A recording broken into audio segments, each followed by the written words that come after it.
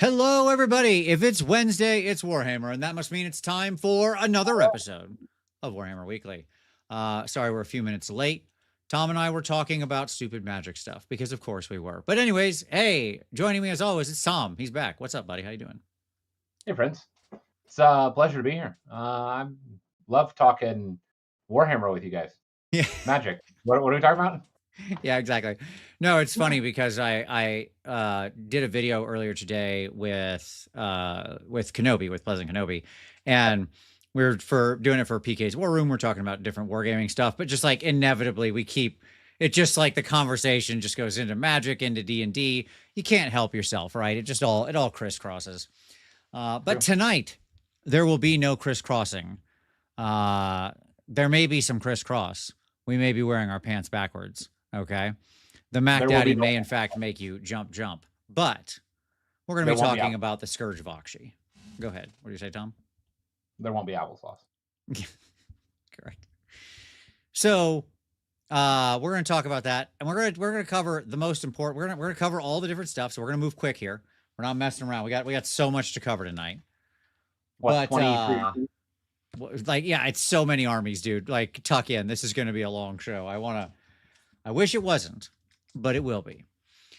We're also going to cover the most important issue. What are we all agreeing these scrolls are called? Okay. That's the most important thing. It All right. was spicy, right? Well, we're gonna talk about it. We're gonna talk about it. We gotta make sure we gotta set the trend here. Okay. All right. Okay. First off, of course, as always, the news. It's a tail thing. Ogres are coming. Well, yeah. I don't care. I don't care about the tail. Ogres are coming. Sure. Yes. You didn't get to talk about this before. Are you just excited about ogres? They're fine. Like, like. I mean, I'm kind of excited. I want to know what's happening with all the the monster trucks. Are they leaving? We don't know. Yeah, that's the question. I want to know what's happening to monster trucks. I'm afraid they're going to leave, and is the Everwinter gone? Like, that's the question here, right? Okay. And I'm anxious about that because I like my monster trucks. Okay. Well, I guess we'll have to wait and find out. I know. Well, there was a bit of ogre news. Yes, we're still obviously slowly getting them pieced out. And I did go ahead and grab, because we got this dude, the cannon guy, like a man-eater character named guy. Yep, the hero carrying cannon. Got it. Yep, exactly. So who knows? We're getting it all pieced and parted out. I assume they'll just continue to drip stuff out. David Canty says, please don't squat the monster trucks. I can't see Haywo cry. I guess we'll find out. Right? Like, sure. Don't do this to us. Not like this. Oh, is this a lady? I did not know this was a lady. I'm sorry. Okay. I was not aware that what's the name? Grell? Okay. Something like that? I don't know. I was not aware it was a lady, but okay, cool. It all just kind of blends together. It's fine. But like, who knows how much more we have to see? I hope a lot would be my answer. I am excited about the ogres. I think they're cool. So we'll see exactly what the story is here. So yes, I did actually have ogre related news, so it's fine that you jumped straight to ogres. By the way, the tail gives me hope for something Seraphon-y, since a lot of the stuff we hoped before was Seraphon turned out to be Exodites. So maybe it's Seraphon again. Are you messing with your sound? Yeah, is my audio better? Hey, there you go. Now you don't sound like crap. Thank you. Sweet. Okay. I'm back. If you could put headphones in, we'd just be absolutely perfect. But you're just gonna break yourself if you do that. So you can try. There you go. See, is it so hard? Is it so hard to be moderately professional? I had to reach across my desk, and man, that's a lot of work. The fact that they're even wireless is just like your level of laziness truly is setting new bars here. All right, well, good for you. All right, so Tom is running active sonar. Yes, exactly. That's right. Yeah. Okay. So, yeah, this lady's cool. I like man eaters. That's cool. Whoa, here she comes. Watch out, boy. She'll chew you up. She's a man eater. I suppose making the man eater like a lady is actually appropriate. The fact that they That is didn't kinda do a funny. Hall & Oates tribute is really a miss on their part, frankly. The only other news item of note that we're going to talk about is that they redid the battle scroll for they re-released the battle scroll and the points. I looked through the points. I couldn't figure out what actually changed because they didn't directly mark what they had changed the second time around. So I don't know. Maybe a couple things moved a couple points. But then in the battle scroll, they did update to answer some of the timing questions that we had from the last time. So for example, the control thing. So Yep. Good, great. Thank you. Sure. I appreciate that. That's all good. And the Scourge of Aqshy rules are all on the app now. So that's nice. I appreciate that. All right. I think that's all our news. Tom, shall we move quickly to some pick of the week? I don't have anything. Not gonna lie. Well, you can have the other one of mine, Tom. That's fine. Sounds great. Sounds I'll great. do for both. What did I pick? So first of all, we've got 2 picks or 2 videos.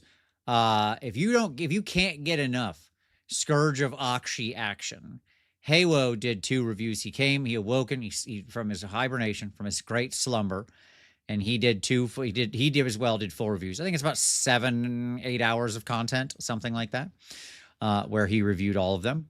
So I have linked that down below.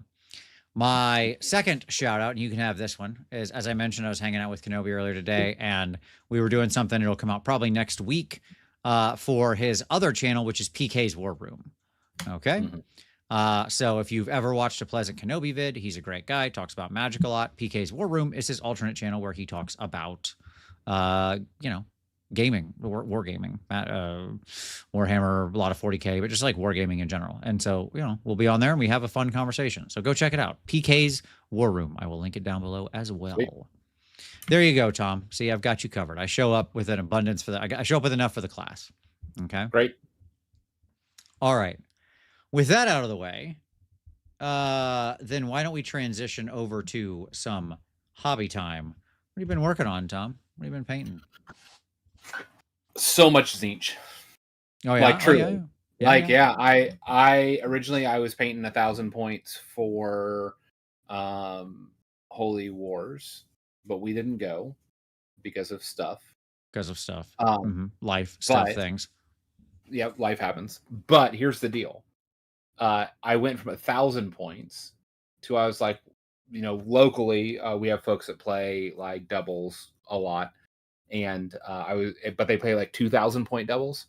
And I was like, oh no, I need a 2,000 point army. And so, but then I began building my lists, and then I had to have some flex in there about some, subbing stuff in and out. Sure. And so now I'm painting 3,000 points of Tzeentch. That's all seems right. And I am trying to do all of my sub-assembly units first. And get them all, so I don't have to have everything fully painted, but everything that's sub-assembly will be fully painted up until the assembly, because you have your disc people, right? So you have the base, and then the floaty magic stuff, and then the disc on top, and then the rider. And so basically up to the disc I need to have done, and then I can just glue the rider on top and finish him later. Yeah, sure. And so it's so much. There's so much being painted on my desk right now. It's just a sea of teal and neon green. No, that's awesome. For me, as well, it's been a blur of hobby for me as well. I made good use of the holiday here in the States, things like that. So what did I do? Well, let's see, Tom. I finished up my Hellsmiths. They're done now. Finished everything. Okay. So got the Uruk-Tar done, all the heroes, everything, all finished now. And then I ran into a problem, Tom. I totaled up how much I have, and it is no longer anywhere close to 2,000 points because the Hellsmiths have dropped in points so much. Some of their units have dropped 20%, 25%. I'm way under now. Are you running 1,500 points? It's not. We're getting there. So I was like, well, time to convert a cog fort over to Hellsmiths and just drop something else out. That way I've got like, I can just flex what other unit I don't include. Right. And that really is what I'm probably going to do, just to like make sure I'm well over the 2,000 points, because it's a problem. They've gone down so much. I have a strong feeling about this, and I'm going to jump in and voice my strong feeling, and it's not going to be a popular one. Go for it. Because I see all over socials, everybody's doing all the cog fort conversions. Yeah, sure. Right? Yeah, sure. I think anyone who is doing that is wasting money. Sure. Because, do you remember, like a while ago, you used to be able to like ally in Fire Slayers or Flesh Eater Courts into any army as mercenaries? Sure. Do you remember that? Yeah, of course. Do you remember how long that lasted? Not very long. Until the next edition. Yeah, sure. When is the next edition? King Tristan says, "Boo this man." Okay. When is the next edition? Year, a little less than. Less than a year. Mm-hmm. All of you who are building cog forts, are you content in 13 months to not be able to use those cog forts that you've converted? Yes. Because that's what you're looking at. Okay. Yeah, it would just become. I have no cities army. So, but I have a cog fort, so I got to do something with it, man. Well, that's what I'm saying. Like, you're gonna have a Hellsmiths looking cog fort in a year that doesn't fit anywhere, and this is my frustration. Like, I know it's not a popular opinion. I can see all of the boos, right? But this is a man who has multiple projects that have been discontinued by GW. Like, I have an entire folks. I have an entire Flesh Eater Court converted KO robot contingent army with like a aberrant Ghoul King that was like a mechy fire or a Caradron Overlord to bring into my KO army. Sure. Right? Like all of it's this like KO merged mechy like robot stuff. And none of it will ever see the light of day. Yeah. Because none of it fits anymore. Sure. And I am so angsty about it. Like, I'm so angry about that. And the reality is that is just the truth. Right. Okay. So may I counterpoint now? Sure. Great. And by the way, without disagreeing with anything you said. Okay. Sure. I will simply counterpoint because I think you spoke only facts there as far as, those things and how they've been treated in the past. Here are my counterpoints. One, the big mercenary giants. Those have stuck around actually through multiple editions, and they're still there, and you can still take them. And I suspect they'll survive into 5th. And my guess is the cog forts will end up being more like the giants, big giant centerpiece $200 kits that they want to sell one of to like everybody who would want this option in their army to have a big giant monster, right? Mm-hmm. And so I think that there's at least a decent possibility that it would remain a viable choice going into the next edition. That's pushback number one. But again, I am still living on a hope right there. That's not not fact in any way. Right. Here's my second counterpoint, which is I don't give a crap. They can retire it. I don't care. I really don't care. Sure. Dude, my armies are a wasteland of canceled kits and models and things like that, and have been since AOS has begun. Like, we kicked off AOS with me retiring 8,000 points of Bretonnians and 13,000 points of Tomb Kings. That was just where we started. Okay. I remember. And since then, my entire Beasts of Chaos army has joined them. Like, I had a whole Beast army. That's over in because I have a separate section over on the other side of the wall across where I have all my retired armies, right? Yes, it's the Hall of Memories. Sure, yes. The Hall of Memories. Yes, the beasts are over there now. The Cities army that I did Whirlwind's Edge, that's over there now, right? Right. As well, like the other Cities army I have that's also retired because I've retired 2 Cities armies is like still right behind me, but it's just back there because I haven't moved it yet, and I have nothing else to put in this larger cabinet that's over to the left side here. So like, buddy, I haven't pulled out all the Slaanesh stuff that I need to pull out because a ton of that just got retired. All my chariots and all of that stuff, that's gone, right? That's just life. you know, half of that Slanesh cabinet isn't legal anymore. That's how much I've lost out of it. I believe you. All right. Yeah. I'm at home with the me that's on this adventure at this point, buddy. It's a fun hobby project. Like, point number 3, the value is in the journey, not the destination, as it were, in this case. Like, it's a fun project to build a thing. There you go. Okay. Bobby 3000 says, Vince makes me tired when he talks about his life. Oh, okay. There you go. That's always nice to hear as a content creator. Maybe I should get into like ASMR sleep content.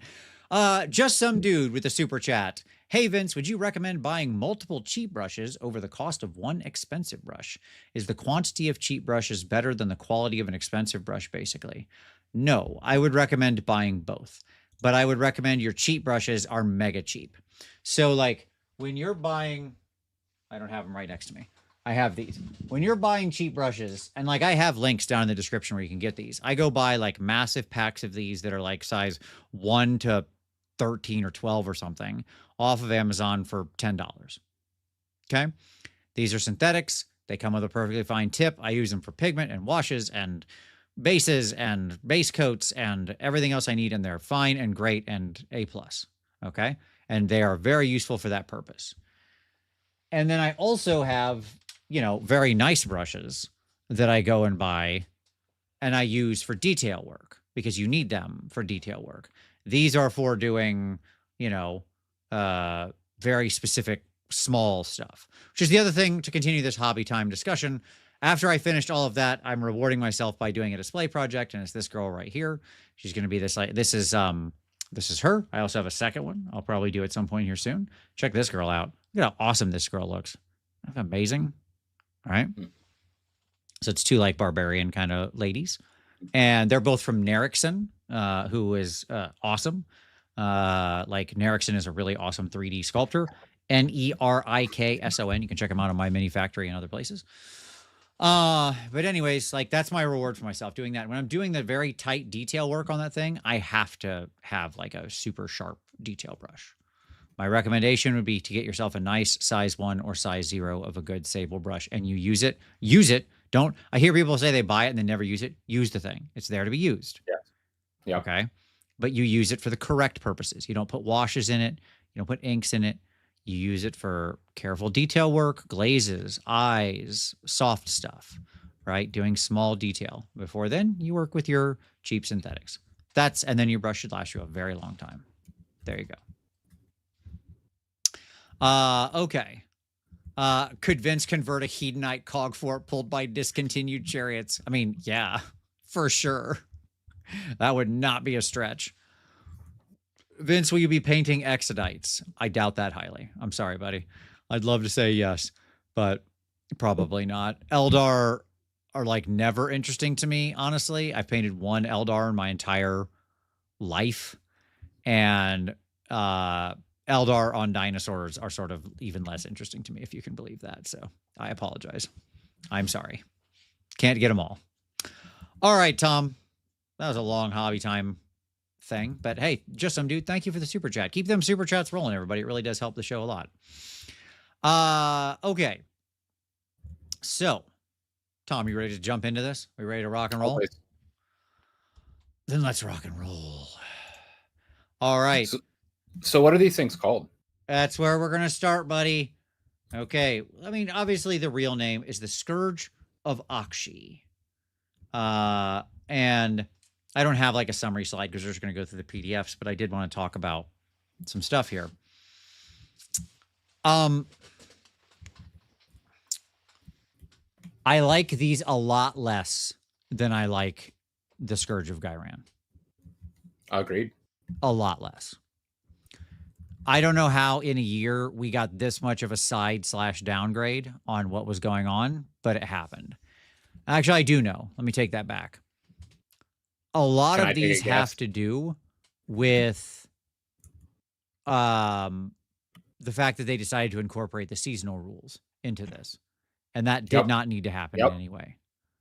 When the job of these scrolls was to simply be better versions of the scrolls that are interesting and playable and fill unique roles, That was they just did a way better job than when they were trying to shoehorn in Rage and Fury rules into half of my scrolls. Yep. That is the summary right there. 100%. Yep. As soon as every time that I looked at a scroll, I saw a spicy scroll, and it had the rage mechanic, I was like, nope. And I just literally closed it every single time. It's disappointing. Some of them aren't bad. I mean, we'll talk about them obviously, but I'm just not interested. Like, I'm just, yeah. Yeah. I'm not interested in, like, how many things are we going to track in this game? When did the accountants take over? Bobby 3000 with Soak. The Soaky scrolls. So cute. That's nice. That's nice. I like that. Good super chat. Good super chat. Okay. Yeah, like, it's just where you're tracking your CP. You're tracking your victory points. You're tracking probably your army specific mechanic, right? Because you probably have an accounting mechanic for your army now, right? Yep. And now you get to track rage and fury. This one is two things you're tracking, Tom, because it's not just one of the two. You have to track a fury level, which can differ from your dice that you have available at that point in time. So you need to know both of these things. Yep. This is just a lot of fiddly tracking. I'm sorry. Okay. So at any rate, yeah, I'm less excited about these in general. Now, Robert Curtis says, my first game I had to track Desolation tokens, DPP, assigned to units, Fury level, Rage dice, CP, prayer points. Yep.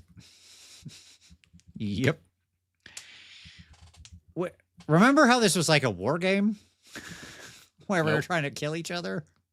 And not play like the accounting sim 3000? Yeah. Okay. At any rate. Yeah, I heard a lot of people have just suggested that this is just Warhammer Hordes. I wasn't familiar with that, but I imagine that it's probably true. Mm-hmm.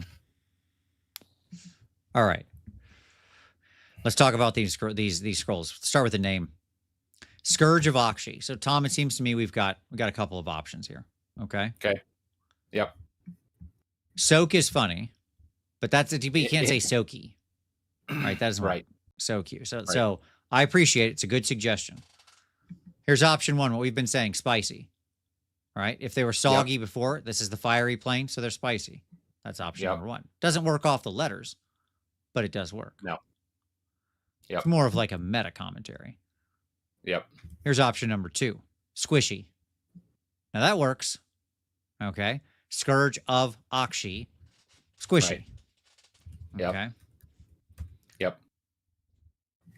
So that seems to be the second option. So the question here is, Fuzzy Dan Mini says, war is won by good accounting. That's why Campaign for North Africa is the perfect war game. Oh, I love it. I love it. Why not just Scourge? Because they're all Scourge. Next year it'll be Scourge again, right? They'll all be Scourge. You need a way to dictate that, like, this is not the soggy scroll. It's this season scroll. Right. And so, okay. Because you could do Scourge just as a generic, because it's always you're not going to talk about the old Scourge scrolls, not normally. I mean, you might reference and compare, like, remember when we had the soggy this thing. Okay. Right, but you could say the old and the new Scourge scrolls. Last season's Scourge scroll, this season's Scourge scroll. Like, you could I do think it needs to also be able to end in a Y, so you can say, like, so you can adjective it more easily, right? A soggy scroll, a spicy scroll, a squishy scroll. Okay. If you feel that strongly about it, sure. I'm just saying. That's what it feels like to me. Okay. Now, somebody said ashy. Sure. I don't mind ashy. That's funny. And it almost sounds like Aqshy. Mm-hmm. Mm-hmm. I think Sacky. Warhammer. It's in the sack. Yes. Squashy is weird, but funny. Squashy is weird, but funny. Yes. I think that, like, I still think spicy, but I could go for ashy. Sure. Ashy is very funny. Like, I'm not going to lie. Get them ashy scrolls. Oh, I'm on the fence now. Well, we're gonna need a vote, folks. I want you to vote right now. Put it in the comments. You're all here. All right, everybody vote. We're gonna decide the future of this. We've got. So I want just put it in. Spicy, squishy, ashy. Those are the 3 choices. Can't you run? I can run a poll, but it's hard. And I don't want to click things. It's annoying. Okay. Sorry. Sorry about me encouraging you to be a better content. Like Tom, you're supposed to do this when you have admins running your crap, okay? Spicy, squishy. Maybe you should hire an admin. Yeah, okay, sure. Ashy. So how do I change these? Here we go. Spicy, squishy, add option, ashy. Start poll. There you go, folks. I did it. In the middle of the show, I'm putting a poll in. Okay. It should be working, hopefully. Or it is. In a second. I just voted. Okay, there you go. All right, let me see where I'm going to scroll back to the actual people who typed as well. This is riveting content. 100%, man. This is what we're here for. Let's see. Okay. Boop, boop, boo. Ashy, sopping. Slopshy. Spicy, spicy, ashy. Sac is the name of the Quebec liquor store. Amazing. Okay. Oh, man. I know you're trying to make Scourge work. It's like fetch. It's not going to happen, my friend. You got to give it up. Give up the shit, buddy. Ashy seems pretty popular. It does.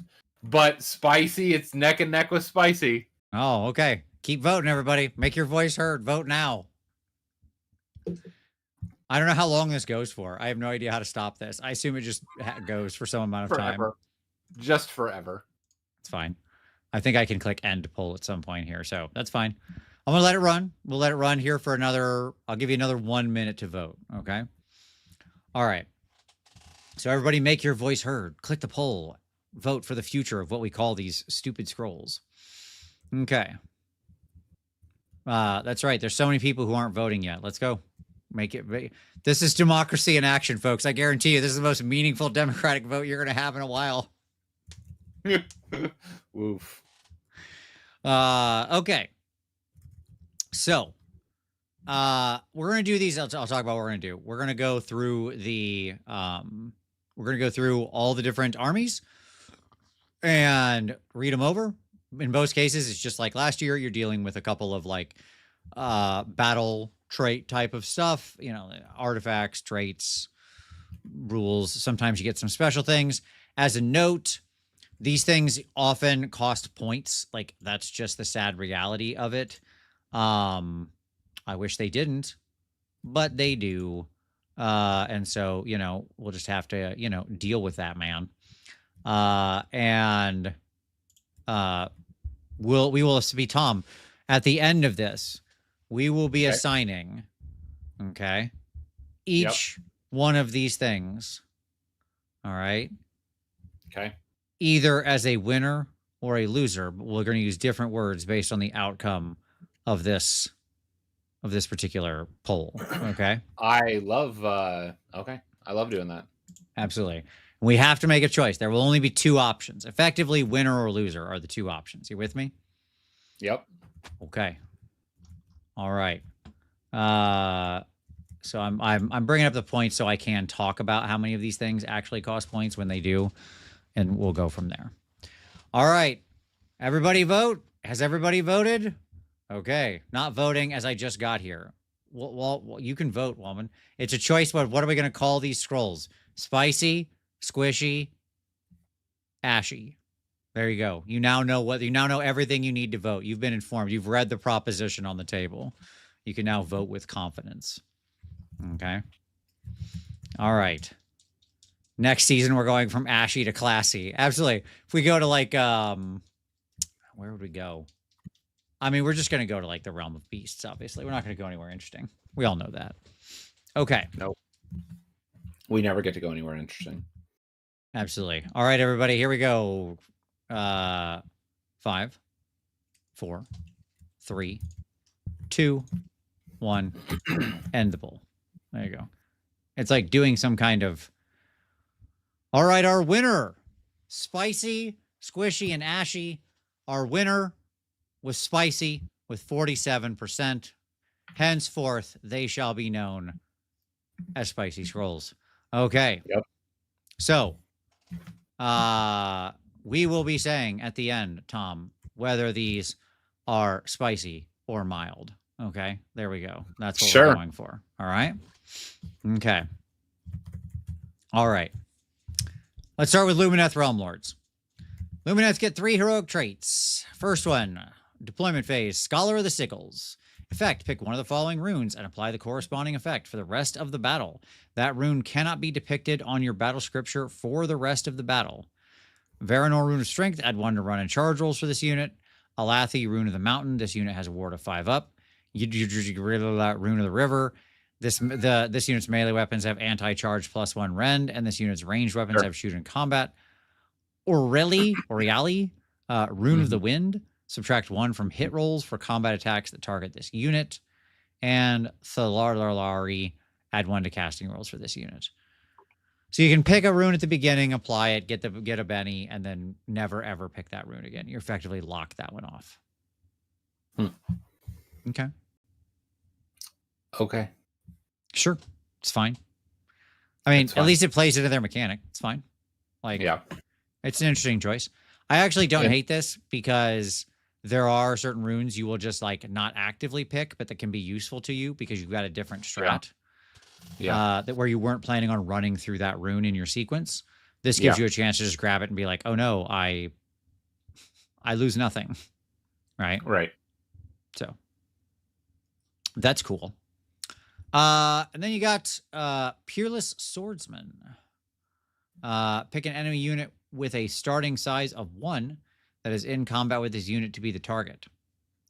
Then pick one of this unit's non-companion melee weapons to be the Parrying Blade.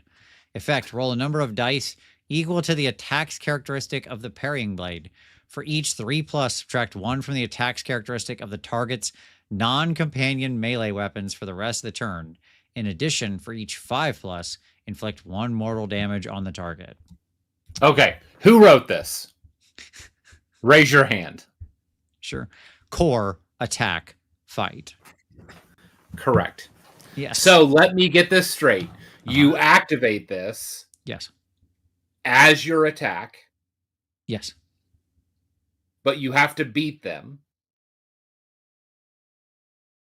Well, I mean, what do you mean you have to beat them? What does that mean? Like in initiative, because it doesn't do anything if you activate sure. Well, I mean, it would still do some mortal wounds, but yes, the attack penalty would be irrelevant if they already swung. Yeah, correct. Right. And hey, you get to your Lumineth. You're fine. Don't worry about it. It's cool. Your Lumineth. Who is this going on? The mounted commander? Probably. I don't know. Not your stone mage. Yeah. Sure. And this is only against other heroes because the other enemy unit has to have a starting size of 1. I understand. It's only against heroes. Yes, correct. Well, technically you can. And it doesn't affect their mount. Sure. Technically you could do it to a monster as long as the monster doesn't have companion attacks. Sure. Just saying. Sure. I love that the weirdo heroes are like immune to this, like the Thricefold Curse or whatever out of Slanesh, because it's like, yeah, baby, starting unit size of 3. Eat it. Can't parry me. Yeah. Anyways, this is bad. Once per battle, end of your turn, Dispassionate Soul. Effect, if this unit is in combat with an enemy hero, reduce your opponent's fury level by X, where X is the number of unique runes depicted on your battle scripture. So here's your fury mechanic thing, Tom. So let me get this straight. Yes. I need to track not only my runes and not only the fury mechanic, but then how these two things interface. Yes, correct. Well, that's not actually the part that's hard to me. The part that's hard to me is you got to take your hero, get him into combat with an enemy hero. Nobody can die. You've got to be alive and they've got to be alive. So we're just sitting here fighting, right? And once per game. Yes. And that once per battle, I can sap you down like probably 2 to 3 fury level. Cool. Wow. You'll have to stand by your place of power and roll a 2 up 1 extra time. Take that. No, this is terrible. Okay, cool. Now let's look at their new thing. Their flawless maneuvers. The maneuvers. Maneuvers. Yeah, maneuvers. Maneuvers. It's That's too many just vowels. There are too many vowels in there. Okay. It's at any rate, maneuvers because they're cows. Yes, exactly. The movers. Maneuvers. All of these cost points. These go on your non-hero, non-monster Lumineth Realm Lords units. And a unit can only have 1 flawless maneuver. Okay. Okay. All of these cost points. The Patient Strike is 20 points. The other 2 are 10. Okay. Okay. All right. Yep. Perfect footwork. If each model in this unit is contesting the same objective, this unit can move up to 6 inches. Oh, sorry, this is the enemy movement phase. It can move through the combat ranges of enemy units, but can only end that move in combat with units it was in combat with at the start of the move. It does not have to end that move in combat. It must end that move with each of its models contesting the same objective. Then this unit cannot use run abilities for the rest of the turn. Okay. So it's a repositioning. Yes. Of 6 inches. Well, but only on an objective. Because you've already got to be on an objective. And can you have to end on pull the same other objective. units into combat? Range of enemy units can only end that move in combat with the units it was in combat with at the start of the move. No, you must stay in. You don't have to stay in combat. Like you can move out of combat in the enemy movement phase. Yeah. But you must. You can't bring anybody new into combat. Only end that move in combat with you. Sarge says, "Man, these are some wordy rules." Yes, I hate it. I really hate this. The position we've taken here. That was such a slog to get through. Okay. Yeah. Yeah. So that's fine. I mean, you're repositioning on a single objective. Yeah. You move from one side of the objective to the other. Okay. Yeah, that's fine. It's fine. Then you've got Patient Strike. Declare. Pick an enemy. This is enemy combat phase. Pick an enemy unit in combat with this unit to be the target. Effect. Roll a dice for each model in this unit that is in combat with the target. For each 4+, inflict 1 mortal damage on the target. Core, attack, fight. So basically, we're backing in to our old Swordmaster strike, right? I mean, that's effectively what we're getting at a version of here. But you can put it on your bow people so that they're threatening in melee combat. Right? Like you can put like this is most useful, it seems, in actually not normal melee threatening units, such that like if people come into you, you actually have a real threat rebuttal. Sure. Lichfinder General says a free 6-inch redeploy can't ever be truly bad. I mean, I don't know, man. It's okay. It's fine. I mean, the fact that you can't move off the objective you're on, you got to like stay on that one objective, means it's not really a 6-inch redeploy unless you're literally moving from like one side of the objective all the way to the other, like that. Right. Well, and all models have to be contesting the same objective. Yeah. And you got to be 100% on the objective and then move to a different place on that same objective. 100% still on that objective. Yes. Right. Like the only time it's really going to matter is if you move like through an enemy unit and stop an enemy charge. Well, again, you can't bring anybody new into combat, but yes. No, they're bringing somebody in to ass jam you, like to flank you. Sure, and you jump through their you jump through their movement to get to the other side. Now they can't charge you because their own unit's in the way. Like that's your best bet. Right. So, okay, Patient Strike, it is what it is. That's fine. I would note you have to be in combat when you use this thing. It is a core attack fight as well. And it's only enemy combat phase. Yes, only in the enemy combat phase, correct. That's right. Right. So it's not like you can like charge in with your own, like your sentinels. They can't charge in and then respond and start the combat with Patient Strike. I understand. Right? You have no Lich Finder General. You must end on the objective as well. That's what I'm saying. And what it says here is it must end that move with each of its models contesting the same objective. So you're literally just moving from one side of an objective to another. That's it. That's all it does. You're repositioning on a single objective. Okay. So a lot of people are saying put this on Sentinels. You mentioned it. I actually don't think this is very good on Sentinels because you have to be in combat. All this says is like, if I charge Sentinels, okay. Yep. Cool. You've got this ability on there. I know you have this ability. Yeah, absolutely. Right? It forces you to activate on them and not another combat that you correct. Need to be That's what this ability actually says is switch the order of operations. The enemy will have to fight your Sentinels first. Right, but if you have like Eltharion in combat or something like that, like what it does is it actually creates like a terrible decision for them. I understand. I'm not saying it's not. What I'm saying is it's not doing what it says on the tin. You are not getting this roll with any value. No, that's not true because like I've been attacked by Sentinels before and they like there's been a failed. I've been attacked by like people have attacked into Sentinels and failed to find, right? And only lifted like a handful of models rather than the most of the unit. And then you can still rebut back with, you know, like, again, even if you're throwing 10 dice, you know, you could still dump a ton of mortal wounds. Statistically, it's 5, but you could dump more than that.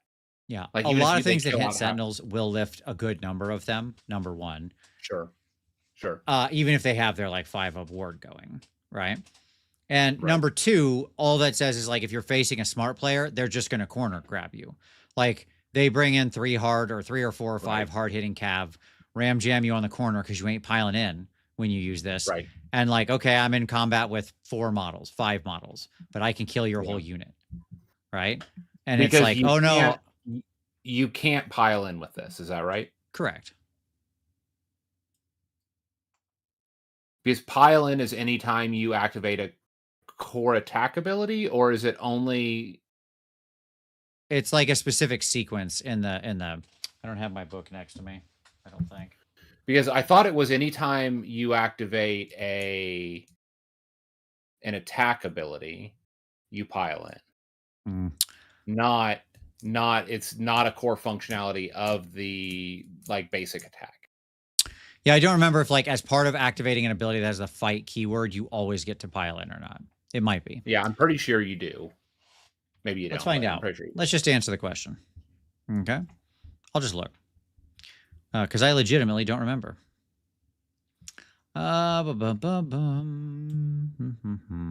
Attacking. The attack sequence. Nope, that's not right. What if I just search for fight? You think that'll do anything? Nope, that didn't do anything. All right, let's see. Fight abilities. So it's not the key. The chat's saying it's not the keyworded fight.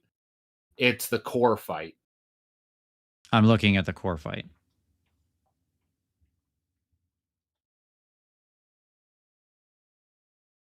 All right, it's not in there.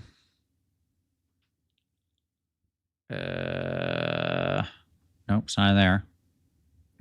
This feels like it should be easier to understand. Right. Yeah, so the actual core fight ability is what lets you pile in. Okay. Fight, declare, pick a friendly unit that is in combat or that charged this turn to use this ability. That unit can make a pile-in move, see 15.3. Then if that unit is in combat, you must pick 1 or more enemy units as the target of that unit's attacks, see 16.0. Resolve combat attacks against the target unit. Core attack fight. So, there you go. So, on the specific combat phase ability called fight is the ability to pile in. This does not have that. It is simply a core attack fight ability, so you would not be piling in because you did not use the fight ability that allows you to pile in. Okay. There you go. Correct. So, yes, EDUMH22 was correct. I had to go look it up, right? So this is like a classic dumb thing that they use the same name for both words. right? Like it is both Yep. a fight ability and the fight ability, which are two separate things, actually. But at any rate, no, you don't get to pile in. So my point is I'm going to corner ram jam you, get in combat with 4 or 5 guys. Oh, no, I only killed, you know, whatever number, but you're only swinging back with like blah, blah, blah, Yep. blah, blah. Right? Yep. It's completely worthless. Yep. If you can pile in, it does more. But either way, my point being is that what you're actually doing when you get this is you're making them change their order of operations, which can actually have a lot of value. I'm not arguing that. Sure. I'm saying it doesn't do what it says on the tin, right? Right. You're not rolling 20 dice and getting 10 mortal wounds. You're making them Right. activate differently so that maybe you can win a different fight. That's actually Right. what this ability says, right? Yep. Against any good player. You'll get this all the time against bad players. Okay. Next up, Dazzling Phalanx reaction. Opponent declared a charge ability for a unit within 9 inches of and visible to this unit. So opponent declared a charge ability for within 9 inches. Okay, got it. Spend 1 rage dice. If your opponent's fury level is lower than yours, they must increase their fury level by 1 to a maximum of 7. I hate this text, and it's going to repeat 1,000 times. I hate this text. Then for the rest of the turn, add 1 to wound rolls for this unit's combat attacks that target the enemy unit using that charge ability. Okay. That's fine. Sure. +1 wound is good. Yes, the little girl is back there, and she has woken up and is now playing with her squeaky ball, as I'm sure you can all hear. What a great day for all of us. We're going to have to move a lot faster through these, by the way, Tom. But anyways, here we go. I agree. Okay. Because we got so many of these to go through, and we are way taking too long on this one. Next up, you got an Alarith Stone Mage. He is like a Stone Mage stats. For the most part, I'm not going to cover the wheels of their attacks because like vast majority of those things do not change. Okay. How about we don't play with squeaky ball and take that up there. You can get a different ball. You go lay down, okay? Be a good girl. There you go. Okay. You lay down. No. Squeaky ball's gone. All right. So Elemental Endurance. If this unit is picked to be the target of the Depict Rune ability for the rest of that battle round, when resolving the damage sequence for a friendly Lumineth Realm Lord's unit, while it is wholly within 12 inches of this unit, if you spend Rage Dice as part of the Fight Through the Pain ability, remove 1 damage point from that unit's damage pool on a 2+ instead of a 3+. Just in case that 3-up ward wasn't good enough, don't worry. Now it's a 2-up. So, but you have to depict Rune on them. Okay, so fine. Which you probably don't want to do, to be fair. Okay. And then you have a spell, Earth Grip. So you can grip people. You can give them the old grippy. Pick a visible enemy unit that has no more than 1 model and is within 18 inches of this unit to be the target. Then make a casting roll of 2d6. For the rest of the battle, the target is gripped until this unit is destroyed. The target breaks free, or you pick a different target for the spell. While the target is gripped, each time it uses a move ability, your opponent must roll a die as a reaction and add their fury level to the roll. On a 7+, the target breaks free. Otherwise, the move ability has no effect. Yep. Cool. Are either of these worth taking? The Scenario Lore Seeker or this guy? Is that what you're asking? Yeah. The Lore Seeker, his special abilities are pick a visible enemy hero within 12 inches and be the target. If this unit is in combat with the target, the corresponding effect below applies until the start of your next turn. Otherwise, roll a die on a 3-up, then you get the thing. Hold of the Forbidden Treasures if the target has an artifact of power. That artifact of power has no effect. Or an insufficient underling if the target does not have an artifact of power other than the companion weapon ability. Weapon abilities for the target's combat attacks have no effect. That's once per turn army your hero phase, which is a perfectly nice ability that you can put on a hero. It's fine. And then Leashed Fury. If your opponent's fury level is lower than yours, they must increase their fury level by 1, blah, blah, blah. Each time this unit is picked to use the Eruption of Fury ability, if you spend 1 rage die as part of that ability, it counts as 3 rage dice. This unit can be picked to use the Eruption of Fury ability even if you have already used it this turn. So you get an extra guy. He only takes 1 die to do all 3. Yeah? Okay. The Spicy Stone Mage is 150 points. The Spicy Lore Seeker is 160 points.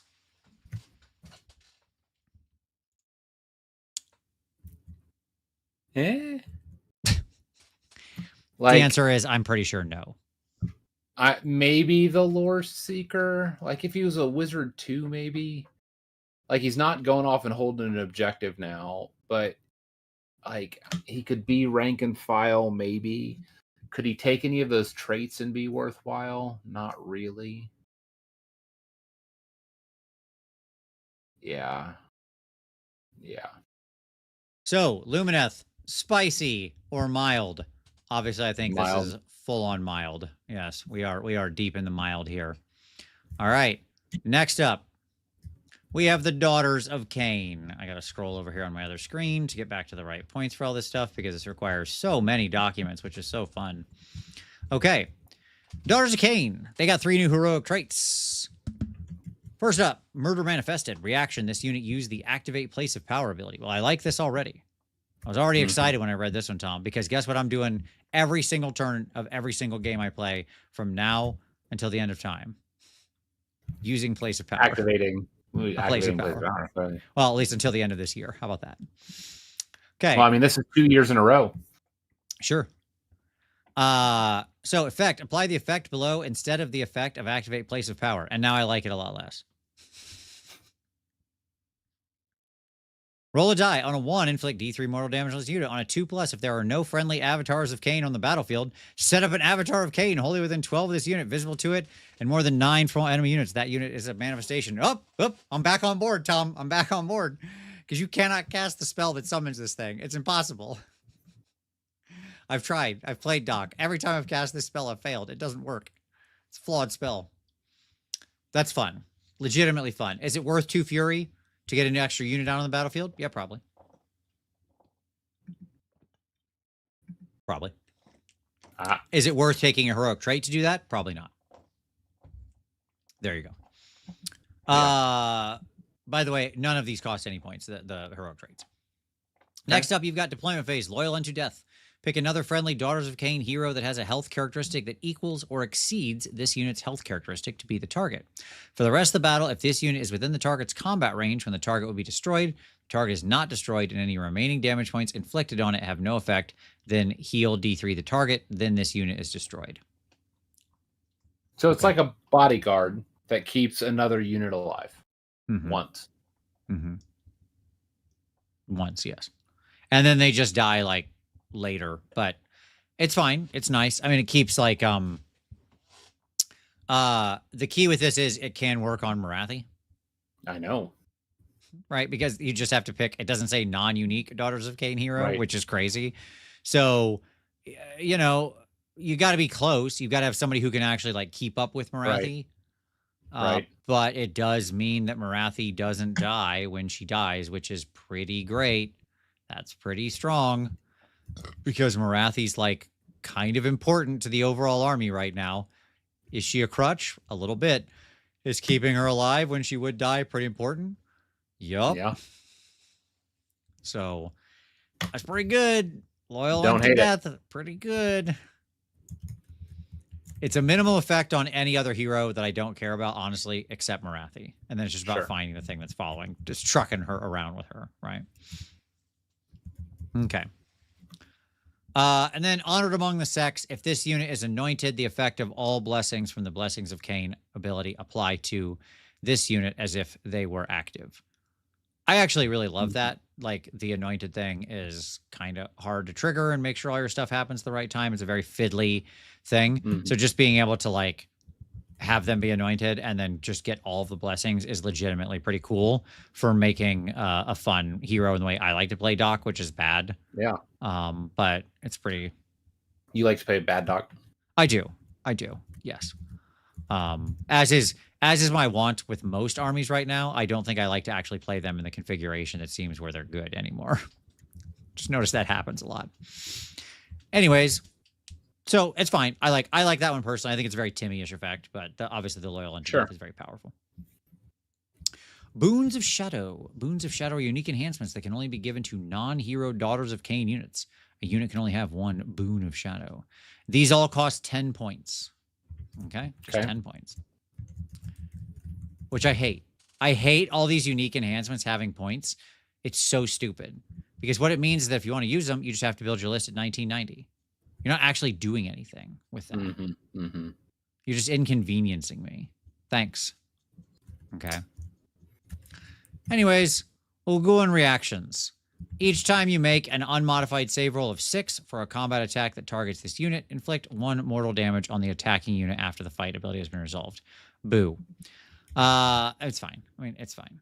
But it's a save roll. You actually have to have your saves, so you got to put it on something that actually has a save.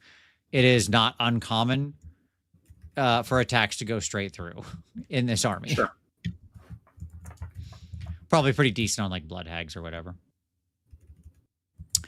Next up, we've got Talismans of Shadow.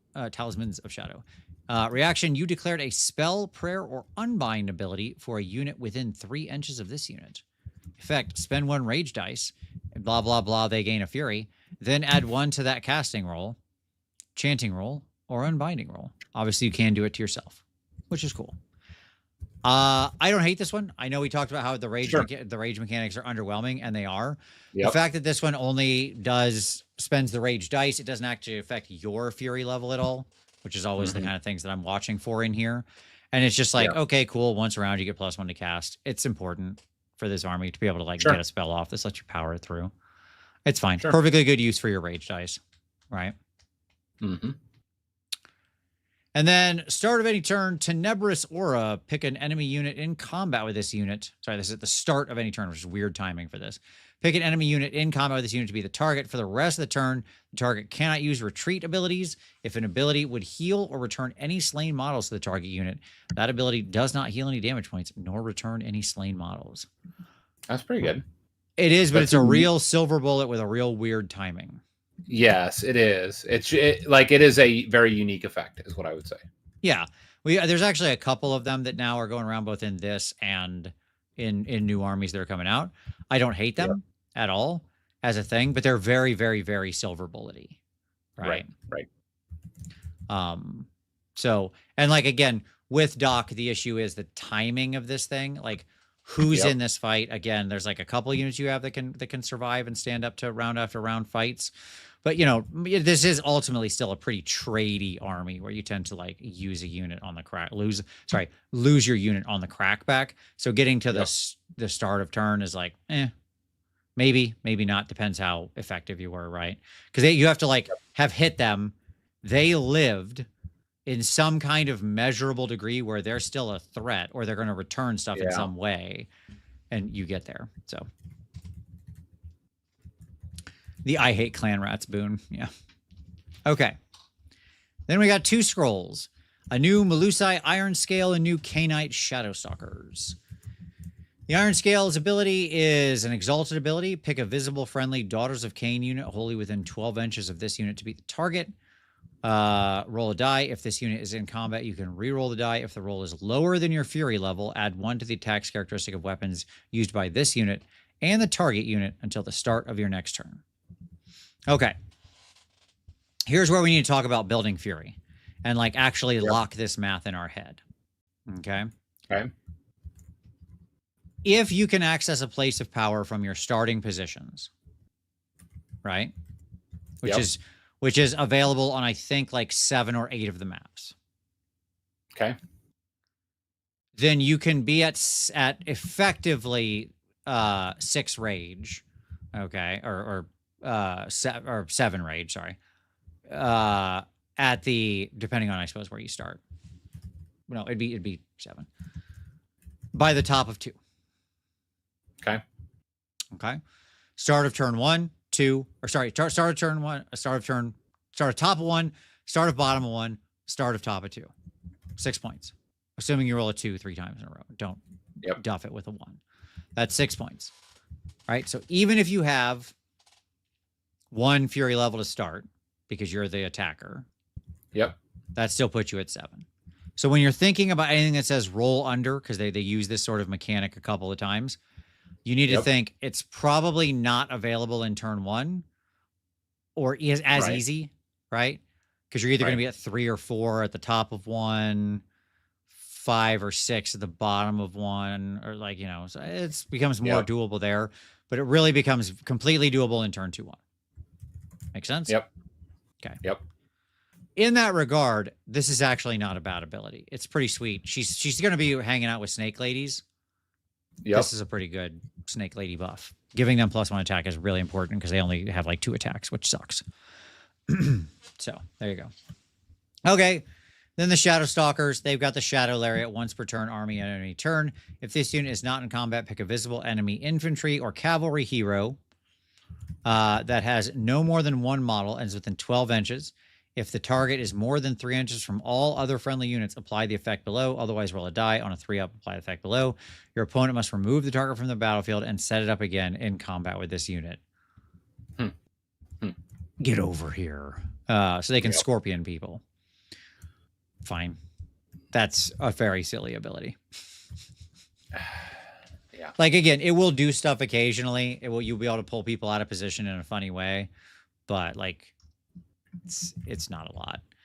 And this removes kind of the Shadow Stalker's main purpose, which is their high mobility, right? Yep. The K-Knight Shadow Stalkers, I mean, these guys are 100. The regular Shadow Stalkers are 130. I think that tells you everything you need to know right there.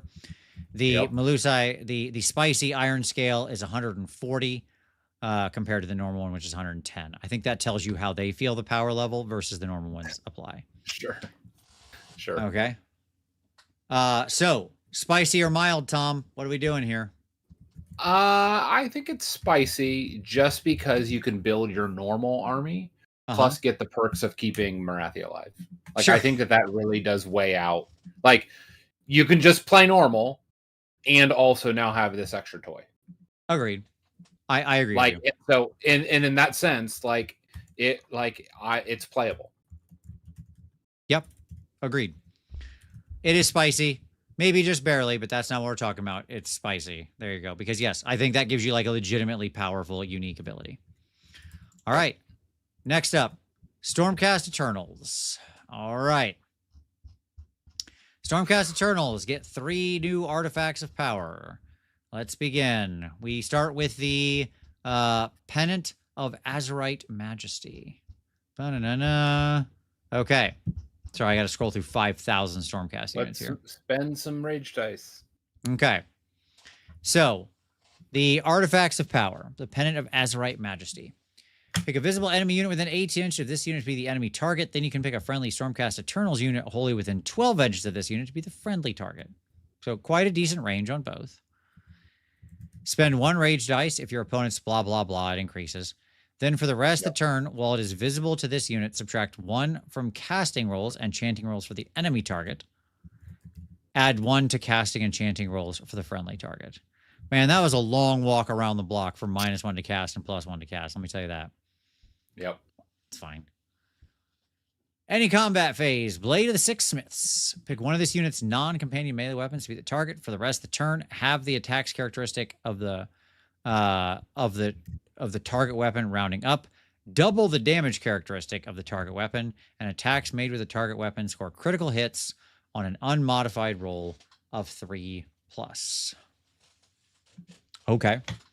Hold on, I need to go check Stormcast real quick and see who's got a huge crit mortal thing. As a regular guy. Yep. And then finally, the Fractured Astral Jewel. If an ability would heal or return any slain models to an enemy unit while within 6 inches of them, it does not heal any damage points or return any slain models. See, I like this version a lot better, Tom. The unit doesn't even need to be in combat. It's not weird timing restrictions. It's just like happening. Yeah. Right? Yep. Yeah, I don't hate that. It does the Lord Terminos have what we're looking for here, Lichfinder General? I don't remember the Stormcast scrolls enough. I think so. To say so. But if that dude has he's the dude with the big axe, right? If he's got crit, he's got to have crit mortal. If he does, this dude would rule. Because isn't he like a damage 3 guy? I think so. So he'd go to damage 6. That seems good. That's pretty crazy. I mean, that is the Timmy trap of Timmy traps right there, but I'm here for it. Have the attacks characteristic. I think he probably has, 5 attacks? Probably. Yeah, because he's a Stormcast hero. So it's probably like 5 attacks, 3 damage. And so, he'd go to 3 attacks because you'd have rounding up. Flat, 3 crit mortals. Okay, cool. Yeah. There you go. Great. Good. Easy. 3 damage, make it damage 6. Critting on a 3-up. Yeah, man, that rules. Go Lord Terminus. That rocks. So there you go. Fractured Astral Jewel and the Blade of the Six Smiths. Both, I think, very worth picking. None of these cost any points. The Scars of War do cost points, Tom. The Uncaged Lightning is 20. The other 2 are 10 points. Okay. The 4 attacks and Quicksilver for the Reclusian combo is better. Oh, okay, cool. Well, I'm glad to hear there are potentially multiple, choices there. That's fine. My point is, I'm sure there's a couple of good Stormcast heroes you could use that thing on. That would make sure. It. Scars of War, Uncaged Lightning, a passive ability effect. Each time an enemy unit in combat with this unit moves or is removed from the battlefield, after that ability has been resolved, if that enemy unit is on the battlefield and not in combat with this unit, inflict D3 mortal damage on that enemy unit. Okay. Hold on. What? No. Okay. That's fine. So the key is that you can't retreat or teleport away. Otherwise, you take one. Yeah. It's a lot of work to get Tzeentch. Take that. Sure. Got him. Honestly, I don't know what this is really doing. Okay, if I retreat, I take an extra D3 mortal. I guess that kind of sucks sometimes. People don't often retreat anyways, even if they should. And if I teleport away, I take D3. Okay. That's nothing. Yeah, it's fine. It's nothing. Veterans of Amberstone Watch. Enemy units do not have the strike first keyword while they are in combat with this unit. Okay. I don't hate that.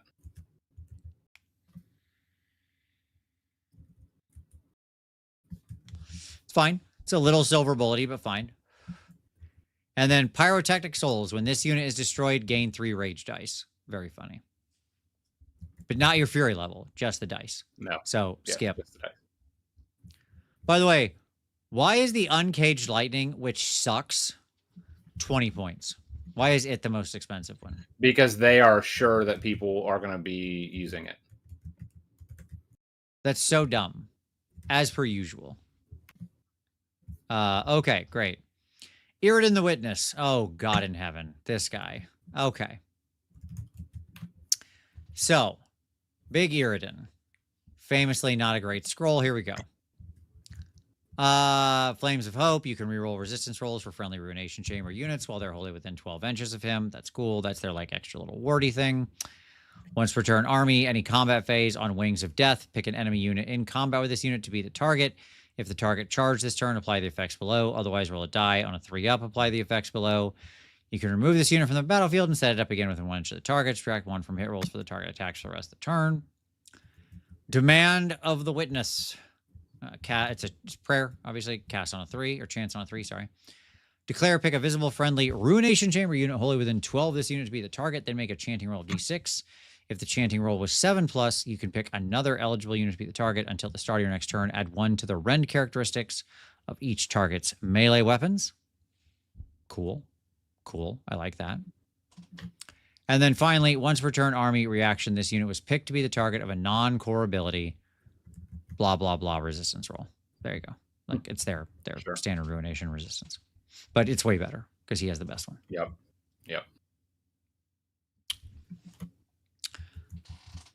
Same as Soggy, small change to the Rampage. Yes, you don't have to roll the... It's not exactly the Soggy one, but it's pretty much the Soggy one again. We're going to see this a couple of times where they just basically bring the Soggy one over, but make some small, very minor tweaks. So, there you go. And then the Stormstrike Paladors. They got their Lightning Quick, no mortal damage is inflicted on this unit by retreat abilities, and Shock Cavalry. If this unit charged this turn, pick an enemy unit in combat with both of the following units to be the target. This unit, a friendly unit that did not charge this turn, add 1 to the damage characteristic of this unit's melee weapons for attacks that target that enemy unit for the rest of the turn. Okay.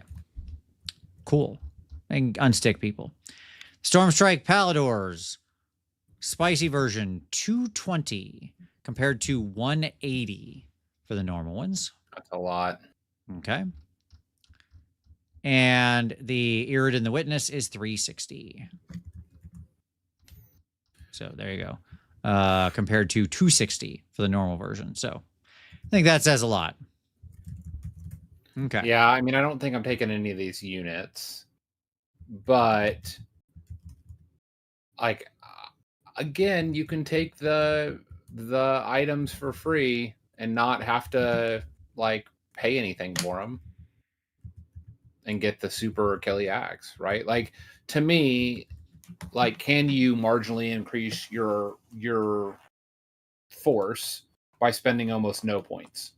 Like that's the litmus test. And if you like the idea of having the dude throwing around 6 damage attack mortals, like it might be spicy. Oh, I know, Coco Nutticus. I didn't read. I'll tell you right now, I did not read most of these order ones before the show because I just don't care. I play no order armies right now. Once we get through these guys, I'm going to have a lot deeper opinions. I think this one's spicy. I like the Timmy Trap up here. I like the Fractured Astral Jewel.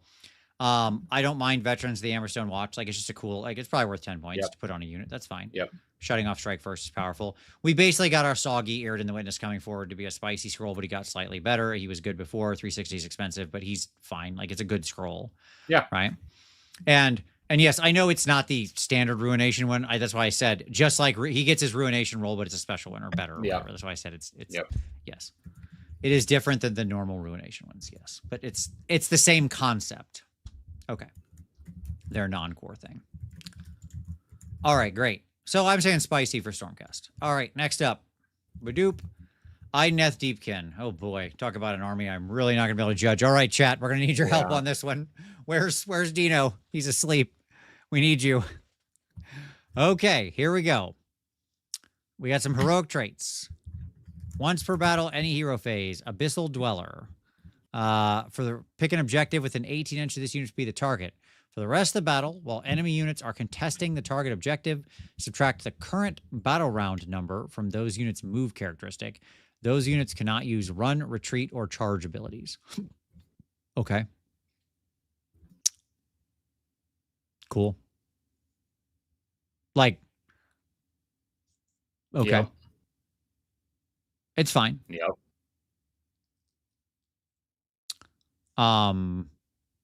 Yeah. It seems fine. It's not doing enough. Honest answer. Right. Curse lineage. Pick a visible, because I'll just not use that objective. The nature of the objectives and the way they break out on this, you're going to be able to target almost anything, but I can just pivot and use a different objective. Or put deck chair sitters on it that I never intended to move anyways. Right? So, who cares? Yep.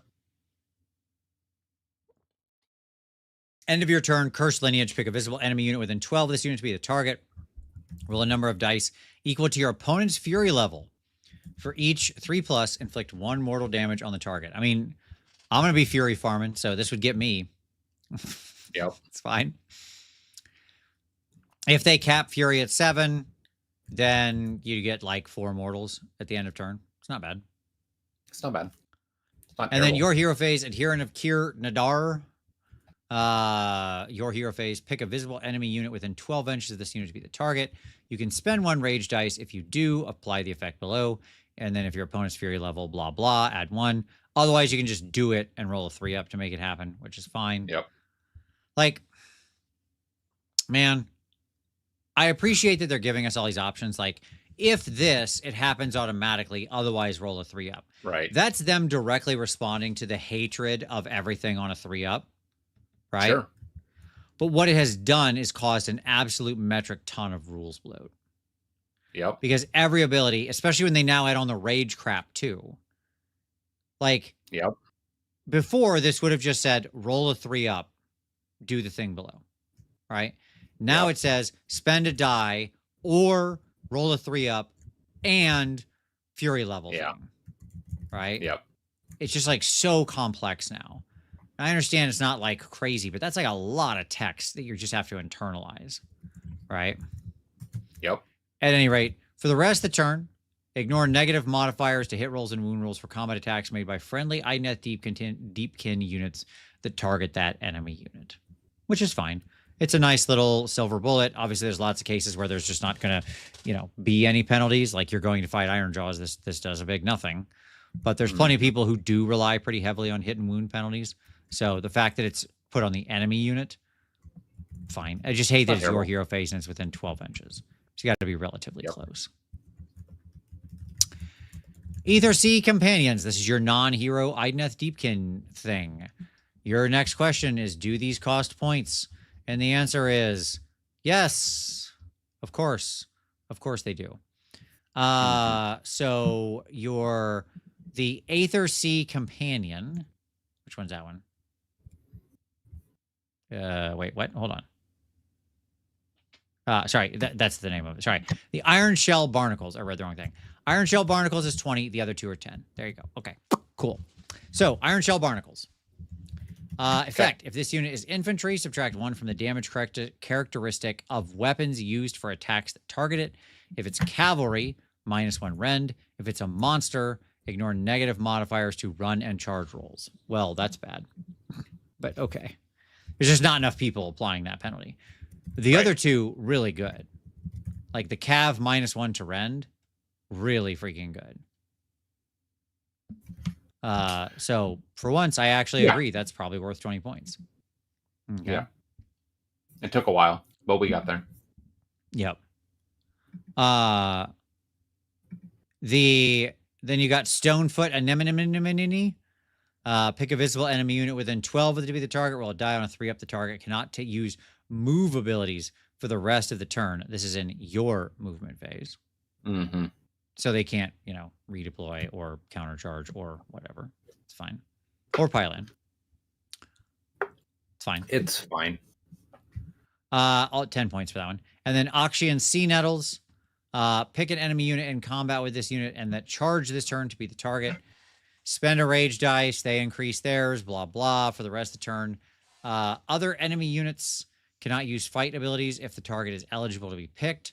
If possible, this unit must be picked to be the target of the pile-in moves made by the target. All attacks made by models and the target unit within this unit's combat range must target this unit. This ability does not override the strike first or strike last constraints. Okay. It seems fine.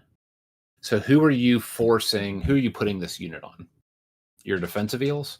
Probably your defensive eels, yeah. Yeah. Or I guess you could technically give it to a turtle. Make him attack the turtle. Non-hero, yeah. It's true. Yeah. That's I don't hate that. That's often going to be just like a not great thing for them to do. So right. Yeah, I don't hate that. Where's the rule that says if you can't say a minimum, you can't cast it? Yeah, well, it's true.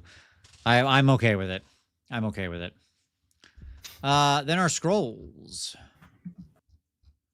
We've got a Ishran Tidecaster and our Namarti Reavers. Tidecaster. Pick a visible friendly IDK unit wholly within 12. If the target is Namarti, pick one of the following effects. Otherwise, make an Ishran ritual roll of D6 on a 3-up. Pick one of the following effects to apply until the start of your next turn. Torrent of Blows. One of their melee weapons gets crit 2 hits. Protection of the Waves. While this unit is within 3 inches of invisible to the target, they both have a ward of 5-up. Or Frenzy of the Ether Sea. For each unmodified hit roll of 1 for a combat attack that targets that friendly unit, inflict 1 mortal damage on the attacking unit after that fight ability has been resolved. I'm actually a pretty big fan of that last one. I think it's actually quite useful. Just because, like, that kind of kickback can actually be pretty significant in a world where people use a lot of units with a lot of high number of attacks. So yeah, I agree with that. And then the Reavers, you got your 12-inch, blah blah blah bows, all that stuff. They got their Reavers. You know how they work.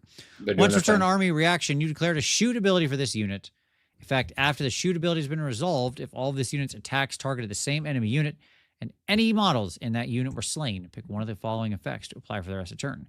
If all of this unit's attacks targeted the same enemy unit and no models in that unit were slain, instead on a 3-up, you get to do this. Okay. Subtract 1 from ward rolls for the target. Ignore positive modifiers to save roll for the target. Okay. I mean, notably, you're doing this after all of your stuff is resolved, right? So it's for other things that are going to happen in the future. But nonetheless, I do think it's an extremely good ability. Being able to shut off any positive modifiers, pretty strong. So the Reavers here are 10 for 100, which is basically 10 points less than the normal Reavers. Sure. They're probably still slightly better. And then the Spicy Tidecaster is 120 compared to 100 for the normal one. And that makes sense. This is a much better Tidecaster. Yep. What's your take on this one, Tom? I mean, it seems fine. Like, it seems like there are options here. It seems like the scrolls aren't terrible. I think it is borderline spicy. You're still going spicy? Okay. You don't think so? I'm not like, I'm sure Dino would disagree with me. I think he was actually mildly happy with this one. I think the Tidecaster alone isn't carrying it. I think I'm going mild on this one. I'm going mild. Okay. No but Caliente. what about this? But what about the sea nettles? Right? Like, that's a clear function, right? That's a clear function that would force. Like, my problem is when you have these like free abilities where there's they're not no free, actual, they're 10 points, but I understand what you're saying. Like, but there's no actual choice to be like, yeah. You don't have anything that where it can actually be used, right? Sure. Like, even if you don't like any of these hero traits, you have your normal ones.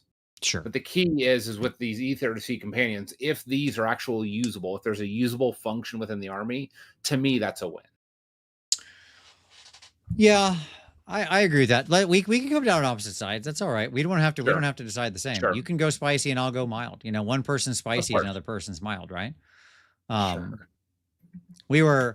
I was forced to go to a Thai restaurant, which I don't like because everything is peanuts. I love Thai. Well, yes, Thai. I understand, but everything is peanuts there, which is deadly to me. Yeah. But the person, I was like, whatever. It was a work thing, and people were just like, let's go to this Thai place. We're going. We already made reservations. I'm like, okay, thanks for killing me. But anyways, I had to tell them, and they were nice enough to make all my things special, so I didn't die, which I appreciated. And I asked them, I was like, they were like, well, what spice level do you want in your thing? And I was like, well, what's your system? And he was like, 1, 2, 3, 4 or whatever was like the spice levels, let's say. Sure. And I said, all right, well, give me a 3. Okay, sure. I like spicy things. Sure. And so I got it a 3, and honestly, there was nothing. I was just like, what is this? Are you making it?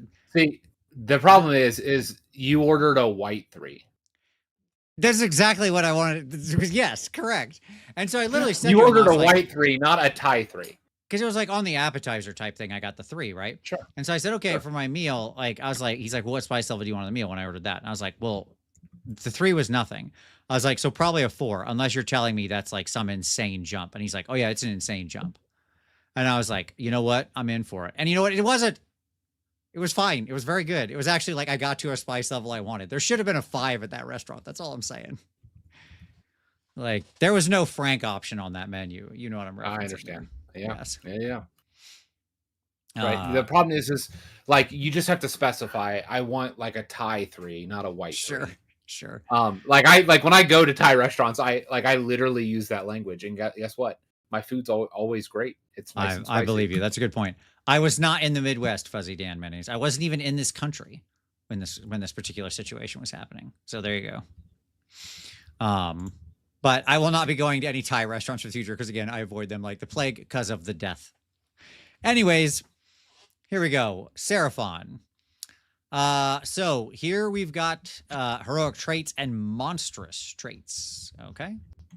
All right. So we got 3 heroic trait options. First, a passive one, Arcane Determination. Add 10 to this unit's control score while it is wholly within 12 inches of a friendly manifestation. Skip. Calm and Collected. Once per battle, end of your turn, reduce your and your opponent's fury levels by 3 to a minimum of 0. You must reduce both players' fury level by the same amount. Great. Cool. And then end of your turn, Lord of Space and Time. This enhancement can only be given to Slann Star Masters. Pick any number of friendly Seraphon units wholly within 12 of this unit that have not used a move ability this turn to be the targets. So this is obviously happening at the end of turn. They cannot have moved the entire turn. Okay. Okay. They could have piled in, but that's it. Because The end of piling your isn't a turn. move ability, right? Yes. Bold move ability. Yep. No charge, no actual move, all those things. Okay. This unit gains a number of stored time points equal to the number of targets picked. Then if this unit has 5 or more stored time points, you can pick up to 3 visible enemy units within 18 inches of it. In your opponent's next turn, have the move characteristic of those enemy units. If you do so, this unit cannot use this ability again for the rest of the battle. Okay. I would have thrown this one back. This comes up every time. It's like, come on, man. What? What? What is happening? Yeah, exactly. Is this the worst heroic trait ever? Maybe. Maybe. I don't know, man. The the other two are in the conversation. These are all bad. You know what it doesn't do? Make you Lord of Space and Time. Ooh, yeah, you're a long way from a Time Lord here, okay? Like, this is not what's on the tin. Like, the tin does not match the contents. Do it again is the answer. Yeah. Go back, do it again. These are terrible. Thank you. By the way, Tom, the Lord of Space and Time costs 20 points. Don't say it. Okay. One of the worst heroic traits I've ever seen written costs 20 points. Yeah, that's real.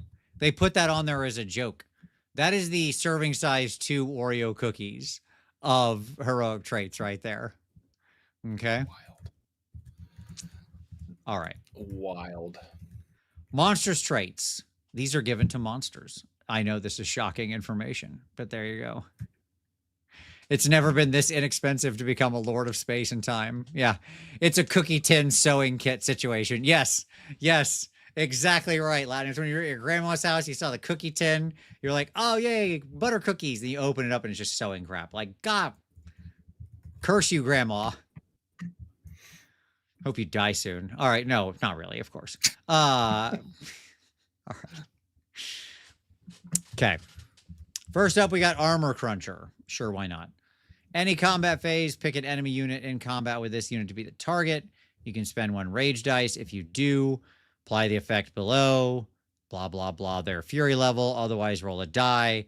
If the roll equals or exceeds the target's save characteristic, apply the effect below. -1 to saves. You see what I'm saying there? Here's the thing, Tom. You know what'd be neat?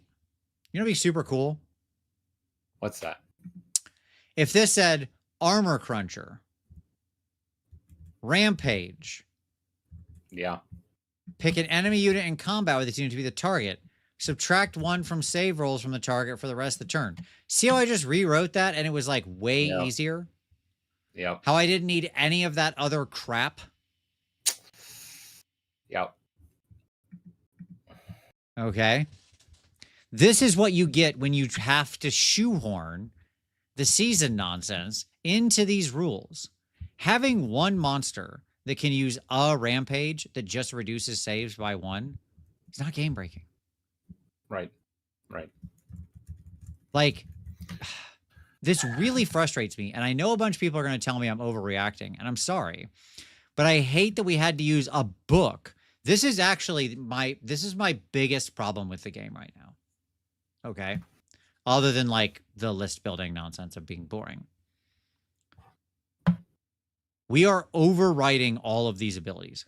Not overriding, overwriting. Yeah. Everything is so freaking wordy. Every ability is a book. Nothing can just be a freaking bonus. Everything is in like super long legalese, like we're Tolstoy. All right. Getting paid by the word. right? Yep. It's just, it makes the game opaque. Like, how does a new person come to this game and read this crap and go, this definitely is a thing I want to play? This is incomprehensible. And there's no, like, I understand I also play Magic and some cards are also a book, right? Sure. I get Reading that. the card explains the card. Yes. But those cards are like self-contained little game pieces that I'm actively using at that moment when I need to read them. Correct. Right? Correct. And there's also a ton of cards that are just like, when you cast this type of spell, draw a card. Great. Okay? Like, we can just have simple effects. All right. Anyways, rant over. Next up, Titanic Slam, your combat phase. Not any, your. Pick an enemy unit in combat with this unit to beat the target. Roll a die, add 1 to the roll. If this unit charged this turn, on a 3+, the target has strike last for the rest of the turn. Okay. Fine. Better. Honestly, better. Like, great, even. I'm in for this. Sure. This is a great ability. Do more like this. Okay. Passive, Chameleonic Camouflage. While this unit has not used a move ability in the same turn, it is not visible to enemy units more than 12 inches away. Okay. That's cool. Again, I don't hate that one. It's fine. Monsters just generally always get shot or could get shot. Sure. Having something that can make them not get shot is cool. Yeah. It's a shame they didn't bring forward the Soggy Carnosaur. Because that would have been super cool. Tom, you may say, do these cost points? Yes, they do. Yes, they do. They all cost 10 points. All right. So this year we get a Saurus Scarvet on Agrodon. So this is the dude riding like the kind of raptor type of thing. The like Utah raptor or whatever, I guess technically is what they'd be. All right. The hunt begins. Once per battle army deployment phase. Oh, the game is on. The game. It's the end of the vampire movie. The game is on. Pick this unit and up to 1 friendly Seraphon cavalry unit if those units have not yet deployed. Set up that friendly cavalry unit in reserve stalking the prey. Then either set this unit up in reserve stalking the prey or set up this unit wholly within friendly territory more than 9 inches from enemy territory. Those units have now been deployed. Okay. It's fine. And then Saurian Ambush. Pick each friendly unit that is stalking the prey to be the target. Set up the targets on the battlefield wholly within 7 of the battlefield edge and more than 9 from all enemy units. Well, as we talked about last week, the edge of the battlefield is generally a wasteland where absolutely nothing of interest is happening in this season. So that's unfortunate. But, I don't know. It's fine, I guess. It's fine. And then reaction, an opponent declared a shoot ability.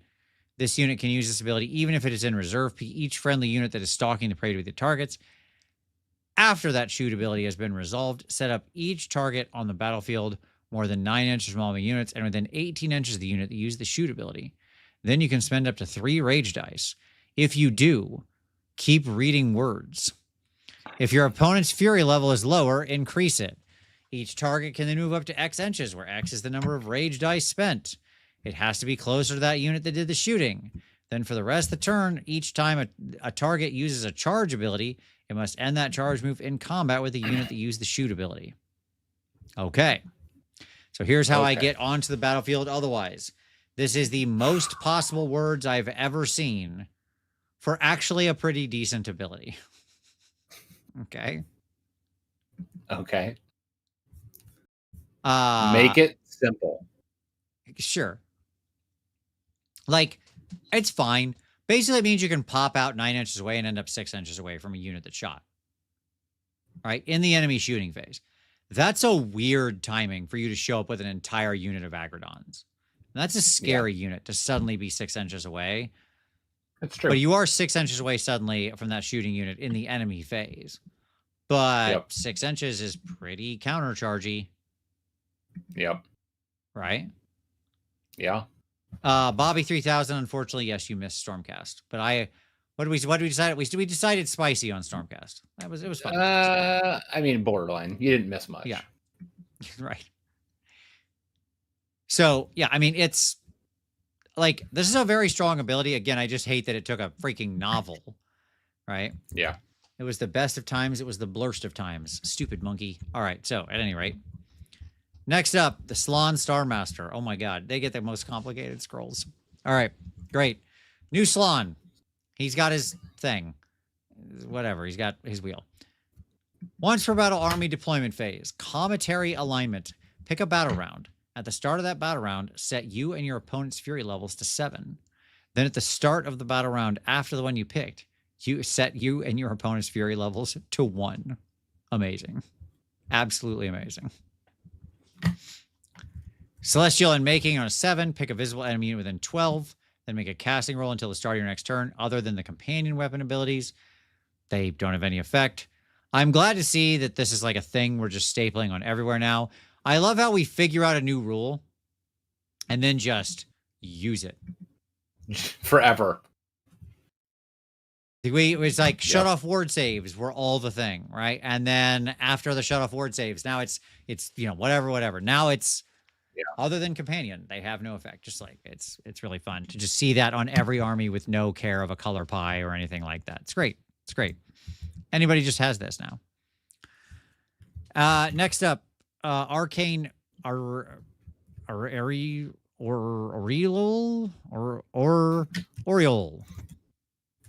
Arcane Oreo. Once per turn, army, your combat phase. Declare, pick a friendly manifestation, wholly within 18 of this unit to be the target. Effect, spend up to 3 rage dice. If your opponent's fury level is lower than yours, they must blah, blah, blah.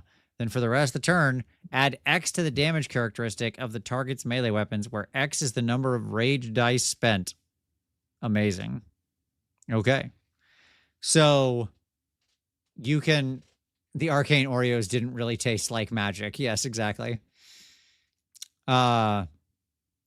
So I guess you can, summon a manifestation and increase the damage of that manifestation by 3.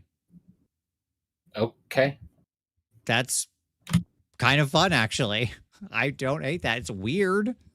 It's a really weird ability. What are you using this on, though? Jaws, Sun, something like that. Some high attacking thing. Right? Yeah. Anything that's got like 10-ish plus attacks. Sorry, I was thinking about like in faction. Oh yeah, no, you'd be picking one of the generics like super high attacks. Yeah. Like fair. the grave the Gravestorm one, right? That one, whatever it's called.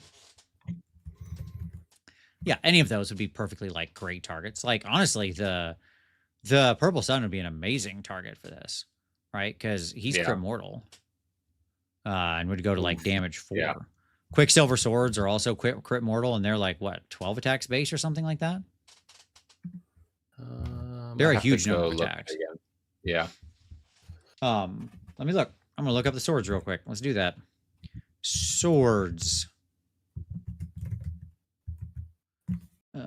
Quicksilver Swords. There they are. Yeah, 12 attacks. Crit mortal. Come on, man. Suddenly going to damage 4?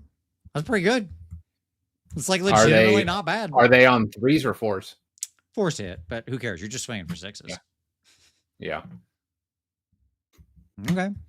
What a weird and unique ability. I like this guy a lot.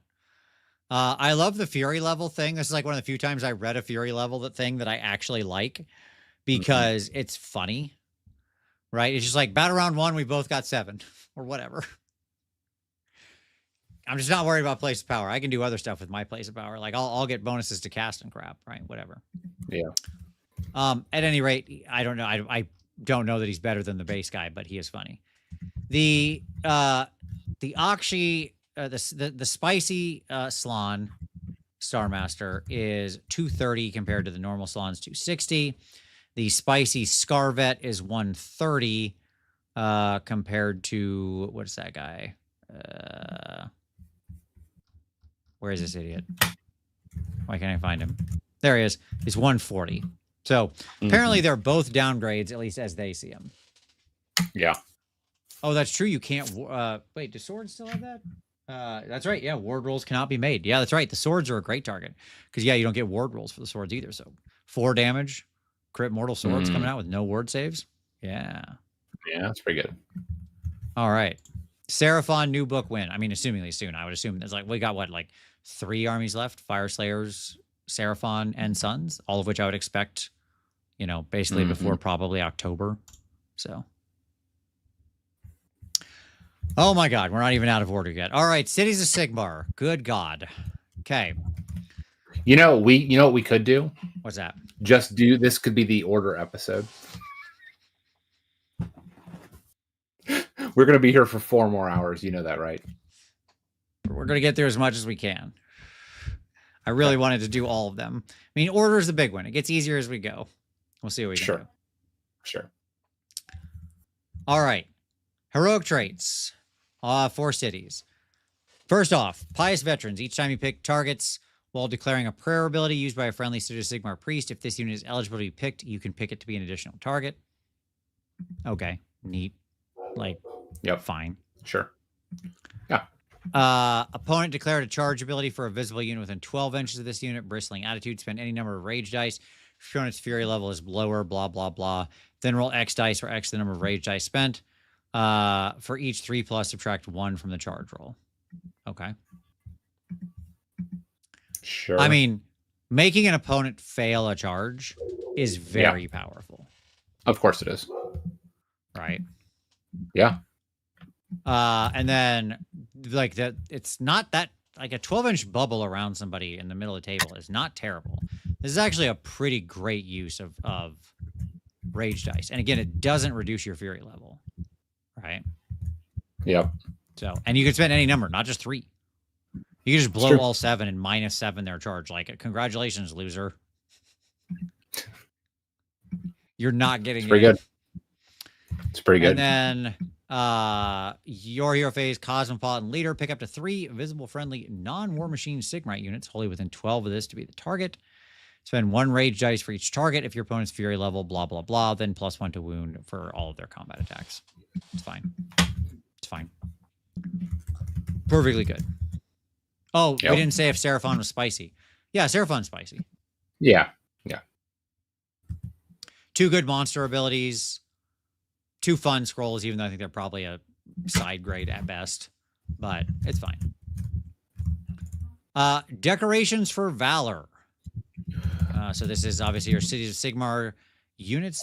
Decorations of Valor are unique enhancements that can be given to Cities of Sigmar units that have the champion keyword. Kind of an interesting exception there. All right, here we go. Twin-tailed Comet of Honor. While this unit has any champions, add 5 to their control score. Why are you still reading this ability? You should have never started. Skip. Next up, the Living City Cross. While this unit has any champions, subtract 1 from hit rolls for shooting attacks that target this unit. That's neat. Okay. And then finally, Aqshy and Order of Merit. While this unit has any champions, if an enemy unit in combat with this unit uses the Eruption of Fury ability when resolving attacks of part of that ability on an unmodified hit roll of 6, do not inflict an additional D3 mortal damage on each unit in combat. Wow, that is some Trace Buster stuff right there. Okay? Sure. Like, I got an idea. What that ability actually says is, hey, just don't use that thing on there unless you have some super high damage monster and it's like you're going to just kill him anyways. So who cares? Okay. Yep. These are all 10 points and they're all at best fine. Yeah, that's exactly right. They're fine.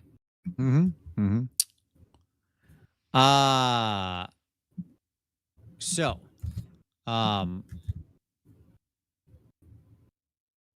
the Pontifex Sinestra is your other one here. Instead of going through all this stuff, like, she has a thing that triggers when she dies, and it makes her prayer stick for the rest of the battle. Yep. On a cast of 10. Yep. Pretty good. And then she also has Sigmar's Blessing. Pick a visible friendly Sigmarite unit wholly within 12, then make a chanting roll of D6 until the start of your next turn. The target's melee weapons have charge +1 damage. If the chanting roll is 10+, the target has a ward of 5 up if it charged in the same turn. Okay. Fine. She's good. I mean, you don't want her to die, but she's fine. Yeah. She often does. She is 160. Okay, compared to 190 for the normal one. Yep. But charge +1 damage is pretty good. Because it turns out your cavalry unit is pretty good. You're always, that's an easy way to get it. You can give it to other things. It's not bad. I'm trying to think of who you'd actually give that to. No idea. I mean, your two of your units that are like already going to be your heavy hitters already have it. I don't think charge +1 damage stacks. I don't think it does. All right, Alchemite Warforger. Crucible of Rage. Effect, you can spend 1 rage dice. If you do, blah, blah, blah, the whole nonsense. Otherwise, it's a 3-up. Until the start of your next turn, add 1 to casting rolls for friendly Cities of Sigmar units while they're wholly within 6 inches of this unit. Okay. He's 100 points.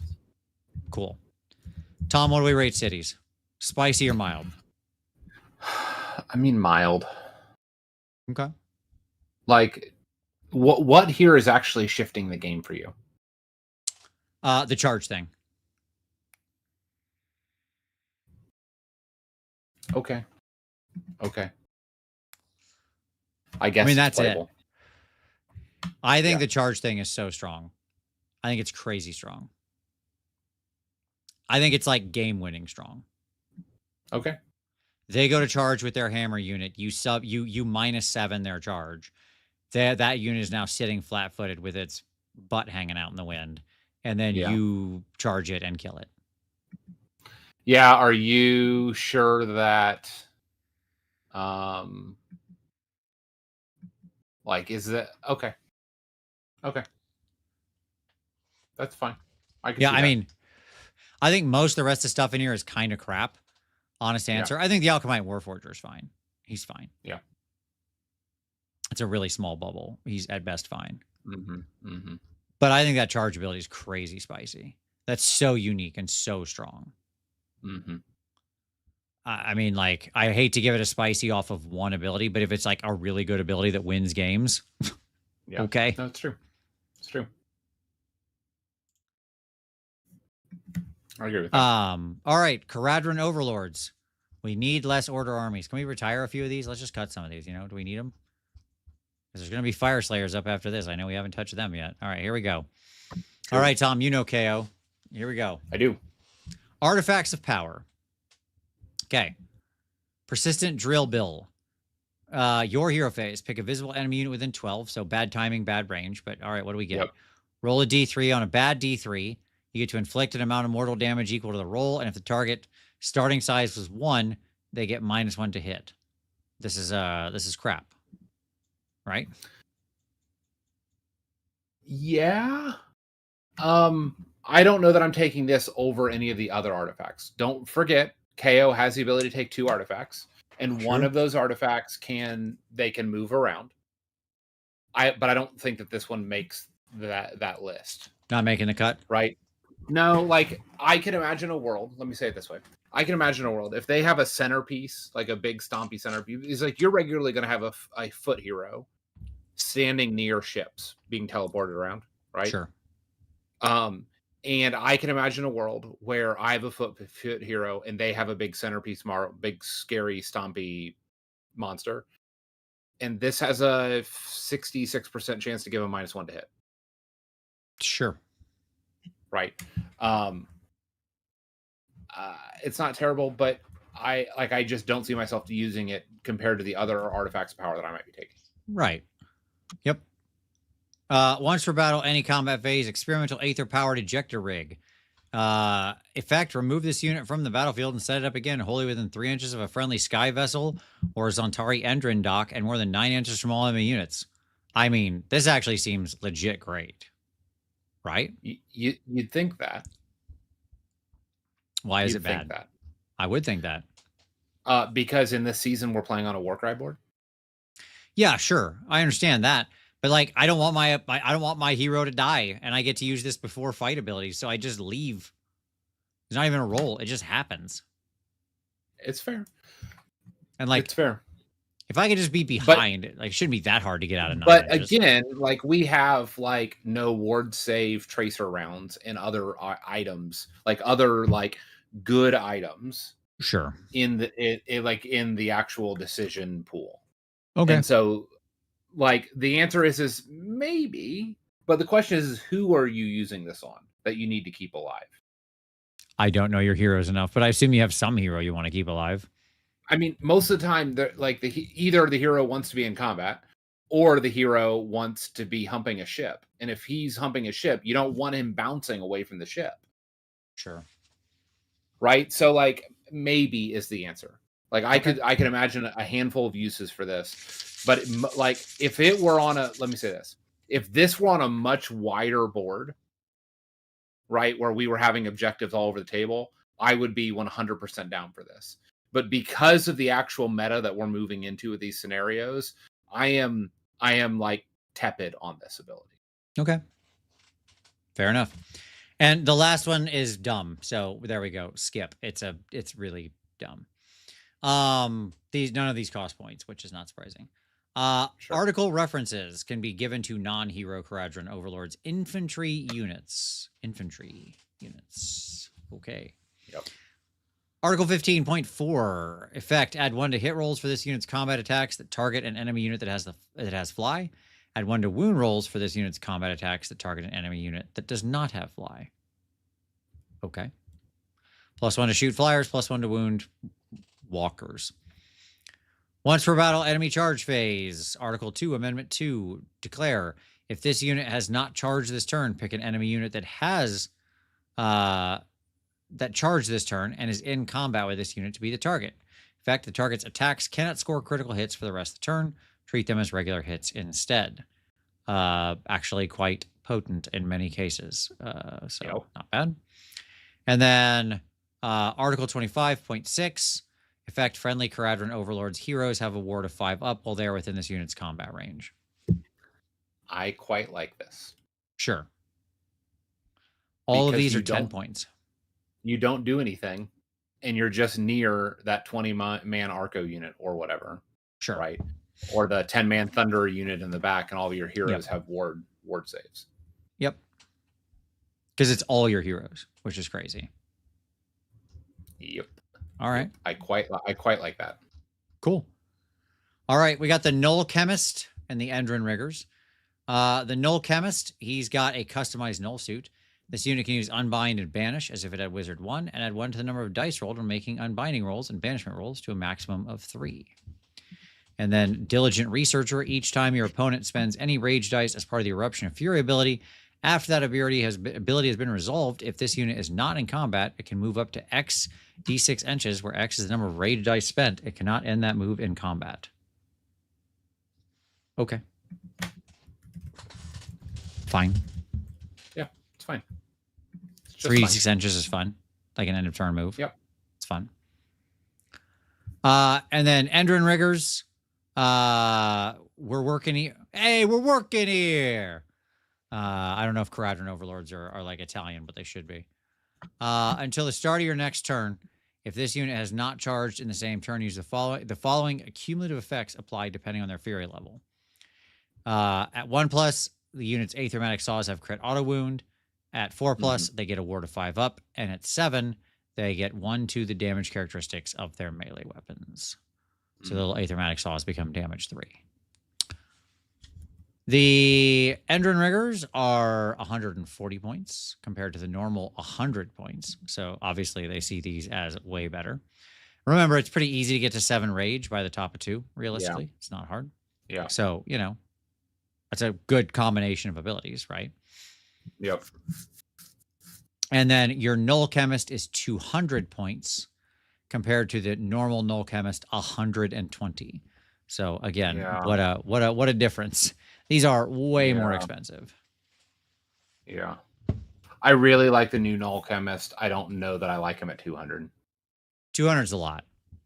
200 he's a super unbinder / banisher. Yes. I mean, you're throwing 3 dice always. Yeah. But man, 200 is a lot. It is. My guess is I'll give you my read on it. I think there's probably some lists where he's quite viable, even at 200. I agree. I think Kharadron Overlords it's a spicy meatball. Since I agree with the Italian guys. If there's one thing No, we know I agree about with that. KO, it's that your points are going to change a lot. Yeah, that's true. Okay. All right. Next up, we're making progress now. Fire Slayers. All right. We got the Marks of Volcatrix that can be given to Magma Droths. Thickened Scales, -1 from Rend for attacks that target this unit, ranged and melee. Quite good. Aureate Hide. After you declared a fight ability for this unit, after that fight ability is resolved, if any enemy models were slain, you can pick a visible friendly Fire Slayer's Priest, wholly within 12. Give that priest D3 ritual points. Or Intense Firestream. Spend 1 rage dice. Blah blah blah. Your opponent's fury. Add X inches to the range characteristic and X to the attacks characteristic of this, where X is equal to your fury level. So potentially 7 inches and 7 attacks. And this unit's companion ranged weapons have shoot in combat. Yeah. So, like, again, talk about an army I don't know anything about. Is these guys. Yeah. But these all seem like pretty good. Thickened Scales is 20 points. The other 2 are 10. Yeah, I don't hate it, is what I would say. I always hate, like, the Fire Stream. It just angers me. Because I don't want to use that stupid thing. But you're just angry at rage dice as a mechanic, but darn it, this is actually pretty good. Yeah. Yes. Mm-hmm. Sure. Yeah. Yeah, I don't hate them, is what I would say. All right. Then you get a new prayer lore. Always sus. A lot of words in this one. Here we go. 3, 4, and 5 are your prayer numbers. We start with Ichor of the Salamander, which is your unlimited prayer. Pick a friendly Fire Slayer's Priest, then pick a visible Fire Slayer's unit wholly within 12. If chanting roll is 6+, you can pick 2 units. If the target is a Magmadroth, each time its Volcanic Blood ability would inflict 1 mortal damage on an enemy unit, inflict D3 instead. If the target is not a Magmadroth, each time you make an unmodified save roll of 1, you kick back. So it's the kickback on 1's ability. Mm-hmm. As I mentioned before, both of these I think are quite good. Yeah, they're really strong. And there's a chance, even without like stored points, that you fire off and hit 2 units on any normal prayer. Right. Anything that's 3/6 in my mind is actually quite valuable. Right. Yep. Well, and you can run +1, double prayer +1 in this army. Mm-hmm. So that's actually firing off on 2/5. That's not bad. Fury of the Volcatrix. Visible friendly Fire Slayer's Priest, pick a unit within 12, blah, blah. Effect, add 1 to hit rolls for the target's combat attacks, including those made with companion weapons, till the start of your next turn. In addition to the chanting roll is 8+, add 1 to the attacks characteristics, including companion weapons. Okay. Cool. I mean, +1 to hit and +1 to attack is, pretty good. And then Blazing Impetus, visible Fire Slayer's Priest, and then a visible unit wholly within 12. If the chanting roll is 10, you can pick another second unit. Each target can use the normal move or retreat ability as if it were your movement phase. So, Tom, am I crazy, or is this a pretty good prayer lore? It really is. Again, I openly admit this is my most hated army in the game, but this feels like a legitimately good buff set of buffs. So, okay. Agreed. Like hero phase or off turn move for a known slow move army. Yeah. Like, you have my attention. All right. Now we have the Auric Rune Sun on Magmadroth. He's got his volcanic blood. That's just the thing that they do. And then once per turn army, any combat phase, seeing red. Spend 1 rage dice. If your opponent's fury level, they increase it, blah, blah. Then pick one of the following effects. Channeled Ire, add 1 to the attacks characteristic of this unit's companion melee weapons for the rest of the turn. Cathartic Release, roll a number of dice equal to your fury level for each 4+. Heal 1 this unit. And Shield of Anger, this unit has a ward of 5+. So from a 6+ to a 5+. Okay.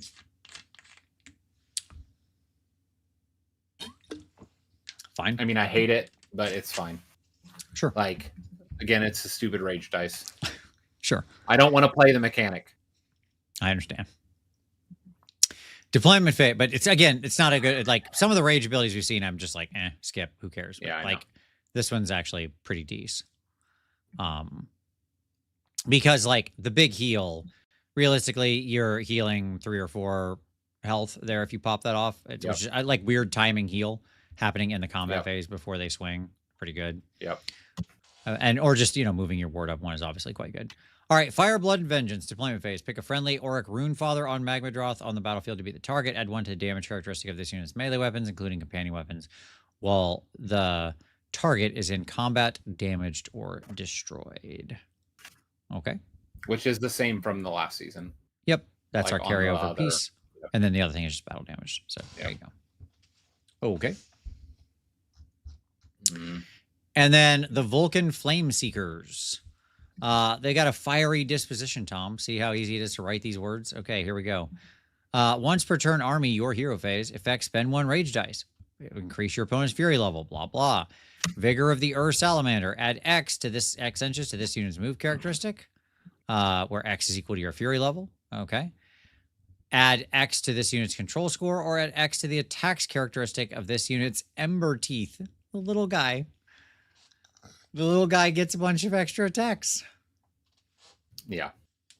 So it's the move thing. That's what you're doing. Okay. You're spending a rage dice to make these guys move 11 inches. 11. Yeah, which I mean, like, move 11. I'm open to that. Heard the Magmadroth guy was unchanged from the Soggy one. Is that the case? No, Alex, it's not. He has this ability, which is the same from the Soggy one, but this, like, if you see a rage dice, it ain't the same scroll.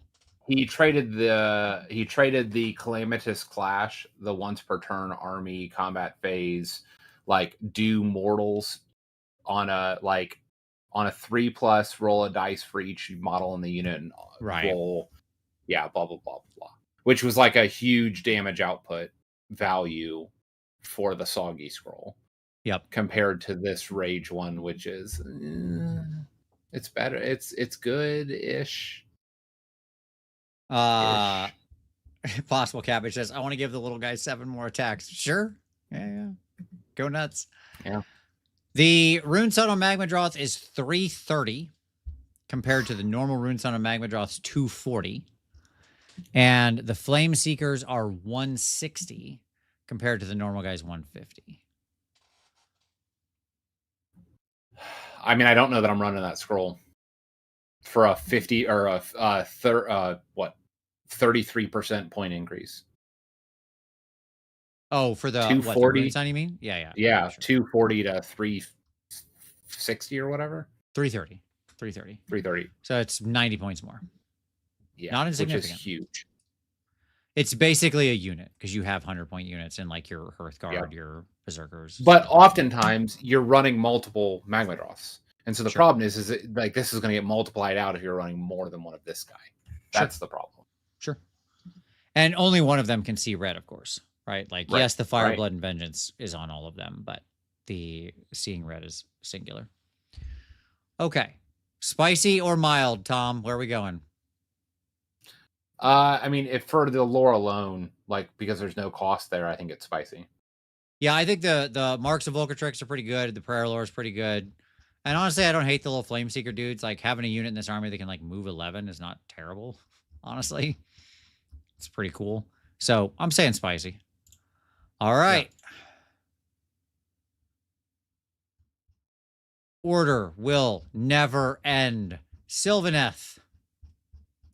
Okay, Artifacts of Power. Reaction. Opponent declared a spell ability for a unit within 30 inches of this unit. Okay. First up, Dancing Mistflies. So, effect. If this unit is not a wizard, it can use the Unbind abilities if it had Wizard 1. Otherwise, it can unbind an additional time. If this unit successfully unbinds the spell being reacted to and the caster is within the Creeping Ogre overgrowth, inflict an amount of mortal damage on the caster equal to the difference between the casting roll and the unbinding roll to a maximum of 6. Why to a maximum of 6? Don't put a maximum on it, you cowards. Okay? Let the awesome things happen. Stop being a coward. Yeah. Okay. Next up, Glamour Weave. Each phase, you can reroll 1 hit roll, 1 wound roll, and 1 save roll for this target. This is very powerful because you would give this to the Spirit of Durthu, and then you would have the Spirit of Durthu, who can pretty easily be on basically 2s, go in and use his dice, his like Fury dice, to do the Eruption of Fury with his giant sword. And this actually does make sure you tend to land your hits and wounds and stuff like that, right?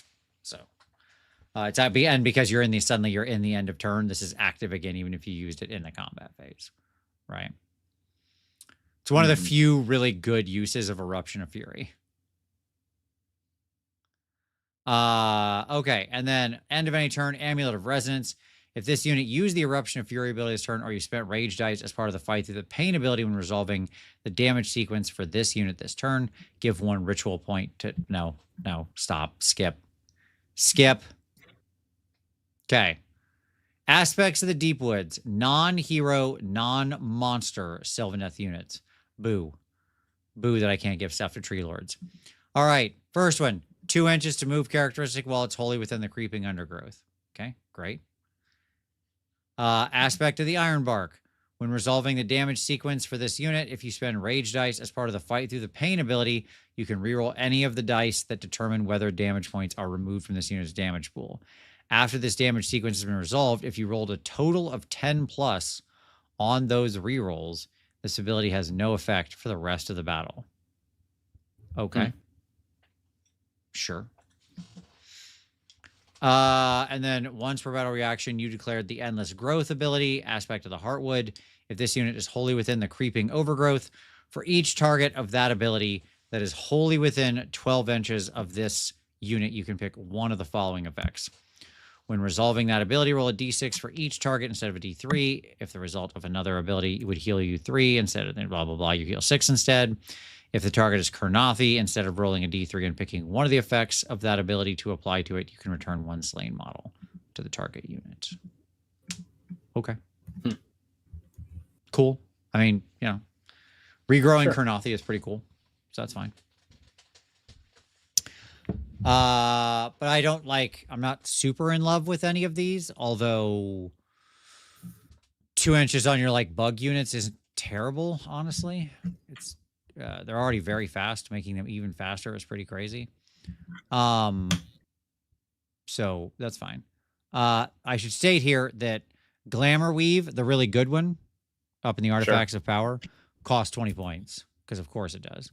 And all the rest of them down below cost 10, because of course it does. All right. We got our Kurnoth Hunters with Great Swords and a Tree Lord Ancient. So, what do they do? Hunter's Endurance. Subtract 1 from the rend characteristic of weapons used for attacks that target this unit while it's wholly within the creeping overgrowth. Sure. And then Vital Rangers. Once per turn army, end of your turn. If this unit is not in combat, it can move a distance up to its move characteristic, but it must end that move within the creeping overgrowth and not in combat. So they can end of turn, walk around. Pretty good. Yep. I don't hate that at all. I quite like both of those, as a matter of fact. The Tree Lord Ancient. Arcane Osmosis. Once per turn, army, your hero phase. For the rest of the turn, each time you make a casting roll, add D3 to the roll. This unit cannot move or be removed from the battlefield by an ability that will allow it to be set up elsewhere or in reserve. Okay. Sure. And then Jade Abjuration. Pick this unit or a visible friendly Awakened Wildwood wholly within 12 of this unit to be the target. Make a casting roll till the start of your next turn. Ignore the effects of enemy spell abilities on units friendly and enemy while they are within 6 inches of the target. Weapons used by enemy manifestations have a maximum attacks characteristic of 1 while they are within 6 inches of the target. Okay. Sure. Why not? I mean, the D3 to cast thing is good for a wizard too. Sure. It simply is. Of course. Of course. No contest there. Right. And I don't hate the Greatsword dudes at all. I think they're actually pretty good. The Greatsword dudes are 3 for 240 compared to 210 for the normal Greatswords. So, You know, turns out walking around at the end of turn for free is pretty strong, right? I know Possible Cabbage, who says, I wish I could use both this Tree Lord Ancient and the original one. Isn't that always the case? And the Tree Lord Ancient is 290, whereas the normal Tree Lord Ancient is 280, because they're just kind of similar, but doing very sort of different things. Feelings, Tom? Spicy or mild? Yeah, I think it's playable. I think it's spicy. Okay. I agree. Spicy on the Sylvaneth. These are spicy trees. Yeah. Oh, thank God. We're out of order. We did it, Tom. We did it. We finished order. All right. So now we have to make a decision. Do we keep going? Do we press on? I mean, I'm willing to. I don't want to, but I'm willing to. How about this? I come back next week and we do the next one. Let's do chaos tonight. You come back next week. Okay. We'll do death and destruction. Okay. Sound That's good? fine. Okay. Yep. All right. I'll retitle it part 1 in the show title afterwards. I did not anticipate just how insanely long this was going to take. I was like, this will be a long show. Probably like 3 hours. Nope. It's longer. Nope. All right. Here we go. Chaos. He won't come back. It's a bluff. No, we'll be back. We got to get to destruction so I can talk about all the armies I want to play. Okay. So, here we go. Blades of Corn. Oh, somebody said we should do you want to do a short one? Do you want to save, why don't we save Chaos and Death for next week and we do Destruction since it's the shorter one? How's that sound? We'll do Order and Destruction this week. Okay. Yeah, it makes sense. All right. Let me go to the end here. Because my Destruction, I had him teed up last. I had him in the order of the thing. So, okay. Sure. Here we go. All right. We'll go the other way around. Yeah, Chaos is the second largest faction, though. Exactly. So, yes. All right. So, here we go. We will do Order and Destruction tonight. We will do Chaos and Death next week. Okay. So, there we go. Yep. Destruction. Queue up Tyler for next week. Tyler, who's played like one game in the past, year. I don't know that he's going to have the most intelligible things to say about all of this. Okay. Here we go. Cruel Boys. So let's go with the Swamp Bogglers. Let me scroll my points over here on my other screen. One moment, please. Love me some Swamp Bogglers. Absolutely. Absolutely. All right. Artifacts of Power. Tattermask. Passive ability. If the unmodified hit roll for an attacks that target this unit is 1 to 3, the attack fails and the attack sequence ends. Yes. Go for it. Can I pause us for a second? Go for it. And whatever we evaluate here, it has to be better than +1 power on a wizard. Oh, okay. Yeah, good baseline. Good baseline. Yeah, so sure. Because you can get a 120 point 2 cast +2 to cast wizard. +3 to cast wizard, sorry. With his spell, right? With the one endless spell. Yeah. Yes. +1 base. So 2 cast +1 to cast wizard for 120 points. So whatever you do here has to be better than the +1 power on a +1 to cast wizard. Love it. That's a great baseline. All right. So being missed on a 1 to 3 is not better than that. Nope. Okay, great. Would it be better if it was you missed on a 1 to 4? Like if it was 5 up to hit? Yeah. Yeah, but even then, who do you put it on? Do you put it on maybe the bird to make him a tank? Well, I mean, we've got the 2 new. I don't know if any of them are worth it because I haven't seen the scrolls, but because I don't play this army, we got the 2 new killer bosses down here. I don't know if either of them are any good. So. No, but they're on foot. Like no, the one guy's on phone, but sure. But no, he's identical. He's identical to the like newsflash or spoiler. He's identical to the soggy scroll. Oh, gotcha. Oh, I didn't know that. Okay, they just brought the soggy. They brought the soggy scroll in for the Nash. Gotcha. Because it was because it's the right answer. Understood. So the short answer is no. I mean, maybe it makes him tanky, but anyways, let's keep going. Cool. Spell in a rattle. Yeah. The best thing you can do is reuse jokes. I've got to go. A whale is in trouble. All right. So this unit can use a non-summon spell ability from a spell lore you picked during army composition as if it had Wizard 1. Instead of making a casting roll for that spell, the casting roll is 9 and cannot be modified. That spell cannot be unbound once per battle any hero phase. Now, here's the deal. Yeah. So this is a non-endless spell, right? So this is not spell in a bottle, right? This is spell in a rattle. No, it's spell in a rattle, as it clearly says right at the top. But here's the deal. Their lore is actually really good. They still have Mystic Shield. Oh, yeah, sure. Right? They have a Mystic Shield. They have a -1 attack AoE spell. And they have a Horde Killer spell. Like a 5-up, like a Horde Thinner spell. So having Mystic Shield on a random melee hero that he can carry with him ain't nothing. Okay. Are you taking this over the previously stated thing, though? Maybe. Okay. Maybe. Because the alternative is this. You trade out that Foot Wizard for the Bird Wizard, the named Vulture guy. What's his name? Come on. You're talking about the non, but you need the non-name one, right? No. You trade out your Foot guy for Gobsprat. Gobsprat is a 2-cast wizard. Yeah. So you don't need the +1, and then you. I see what you're saying. Then you give the Mystic Shield to somebody else. I see. That's on the front line. I'm with you. And in that case, I could see some armies taking this spell and rattle. Okay. Cool. And the third one is not very good, so we probably don't need to worry about that. It's fine. Here's the deal, though. Read this again. You roll. You have to pick in your hero phase, you're picking an enemy unit within 12 inches. You roll a die. If it exceeds their control characteristic, okay. Yep.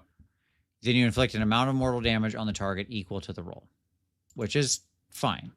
Okay. So it's a D6 mortal wounds. Yep. On a 2-up to any infantry unit. Well, again. And 3-up, assuming you don't roll a 1. Sure. Yeah. It's a standard 2-up D6 type of thing. Yes. Mm-hmm. But you can give this to a melee hero who's in the mix with all your bodies, and who's going to be fairly hard to pick out. Sure. And this is a D6 mortals until he dies. Yep, it is. It's let me tell you why I don't love this. It's the timing thing. As usual. 12 inches in your hero phase is just, it is what it is, right? And my issue with it is it's an average of 2.5 mortal wounds every time you activate it. Mm-hmm. Right? On average, that's what it's getting you. Yep. I'd rather have the other one. Honestly, I'd rather have either the cast thing you already talked about or the once a game auto cast a thing that can't be unbound. I hear that. I hear that. Plus, there's plenty of armies that the second you go against anything that's control 2 or hero stuff that's control 5. But your mortal wounds don't change. I understand, but you've got to still exceed their control characteristic. I agree with that. I agree with that completely. But if you drop the 6, you still do 6 mortals. You do. You one-shot heroes, right? True. And this doesn't change targeting. So you're just literally I actually think this is really good. And this actually creates a really interesting threat bubble. Okay. For anyone coming in. Okay. Right? What is Varangard or Control 5? No, right? Varangard or Control 2. They're just Cav with Control 2. Okay.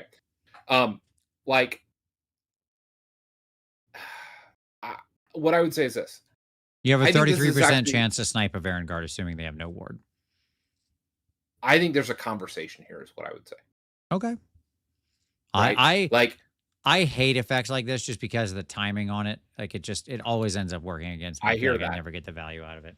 I hear that, but I think that this actually is sneaky, super efficient because it's going to do nothing in round 1. Eleniel says Cruel Boys can teleport a unit in the hero phase to be in range of this. That's also a good point. Yeah, I'm not doing that probably.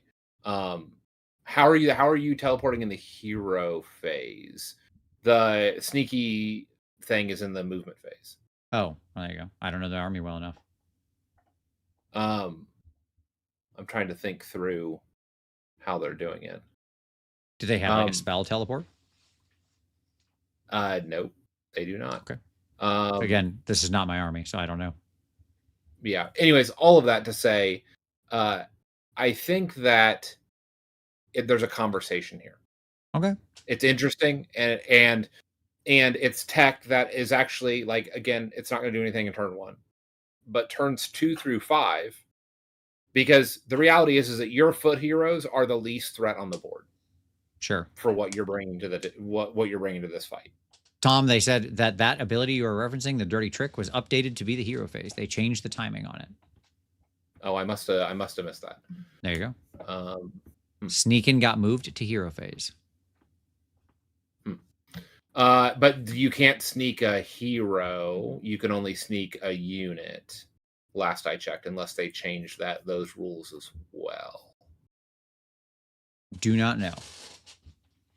Let's talk about some monstrous traits. Yeah. So you can give one of your. This is for monsters, by the way. Obviously, given those names. You can make one of your monsters spit. Careful, he spits. Yep. This unit is armed with a ranged weapon below where X is equal to your Fury level, 12 inches, attacks X, 4s, 3s, 2, damage D3. Okay, fine. Like, funny. Once per battle, enemy turns Slyin. Remove this unit from the battlefield and set it up again on the battlefield more than 9 inches from all enemy units. Lower value again in the current season. And then Quicken. Add half your Fury level, rounding up to run rolls and charge rolls for this unit. Not bad. Not bad. This is a huge loss. Okay. For these armies. Talk to me. Because this +1 to hit was in that +1 to hit was on, or the old monster one was +1 to hit. Oh, okay, I see. And gotcha. So this is how you made your Troggoth actually super scary. Gotcha. And so this was a huge, like, kick in the dick for this army. But isn't being able to go like +4 to charge pretty good? That's a massive charge bonus. I'm charging on 3d6 with Kragnos anyways. Okay. Right, like the whole army. For those people who aren't using the dumb giant centaur, isn't this a good ability on your troll club guy? Maybe. I mean, the deal though is that I'm not running Kragnos in this army. Like, you have to have the distance, the gap, like the distance mobility. So I'm always running Kragnos in this army. I understand, but you do understand that there are probably a bunch of people who don't, right? Well, then they're playing it wrong. That's fine. I mean, +4 to charge is a crazy bonus. +4 to charge is a crazy bonus. I agree with that. Okay. And it still stacks with Kragnos. Like, even on top of that, sure, it still stacks with Kragnos. But if I'm going to do this, I'm going to put it on the guy that does mortals when he charges, based on his charge roll. Gotcha. So this one, which is not bad. Sure. These are 20, 10, and 20, by the way. Spitnun, for some reason, is 20 points, which I can't fathom why that's the case. Like, it's a perfectly decent ranged attack, but I'm not sure it's worth 20 points, but that's fine. Slyin is worth 10, and Quicken is worth 20. So yeah. There you go. Okay. Oh, that's a good point. The teleport is at the end of the turn, end of the enemy. You can do it at the end of the enemy turns because it's end of any turn. So, okay. That's fine. I still don't know. I still think Quicken's like way better because Quicken also applies on counter charges. Yeah. That's crazy. Like, +4, anything that says like +4 on counter charge is really strong. So I don't know.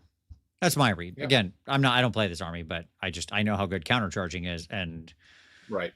that's a huge, crazy off-turn bonus that basically no army has access to. So the Killabosh on Great Gnash Tooth, as you mentioned, is the soggy scroll mostly brought forward. There was one change. I think somebody mentioned it back here. Not identical. His ability is now only your turn instead of any turn. So I assume that's the drag him out.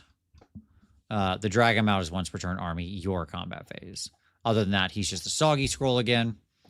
And then the Killaboss with Stab Grot. It is so funny to me, by the way, that the picture they chose for that is just the Stab Grot, and they had to put the text in there so you didn't think this little guy was the Killaboss. Ah, I'm the Killaboss. So, and the Killaboss, I'll talk about points in a second. So Killaboss with Stab Grot, once per turn army, any combat phase, just keep stabbing. Pick an enemy unit in combat with this unit to be the target. Roll a number of dice equal to your fury level. You can spend 1 rage dice. If you do, add 1 to each roll. If your opponent's fury level, blah, blah, blah, increase it. Then for each 3+, inflict 1 mortal damage on the target. Okay. He's like doing the Punisher in jail stab, just right. Okay. And then jump 'em, lads, or else. Once per turn army reaction, you declared a fight ability for this unit. Pick a friendly Gut Rippers or Hobgrot Slitters unit that has not used a fight ability. They get pulled into combat, and they get +1 attacks. Yep. The Killaboss with Stab Grot is 130 compared to the normal 80 points for the normal guy. So, okay. It's a significant jump. That is a more than 50% increase in points. The spicy Great Gnash Tooth Killaboss is 230 compared to 130 for the normal guy. So that is a heck of a lot different. Yeah, and it's even higher than what he was when he was a soggy scroll. Right. Yep. Skeletor is the Killaboss. I'll get you, He-Man. All right, what's your rating here, Tom? Spicy or mild? Mild. Because of what was taken away. There are other things that changed even in that update. Like the break a harness went from or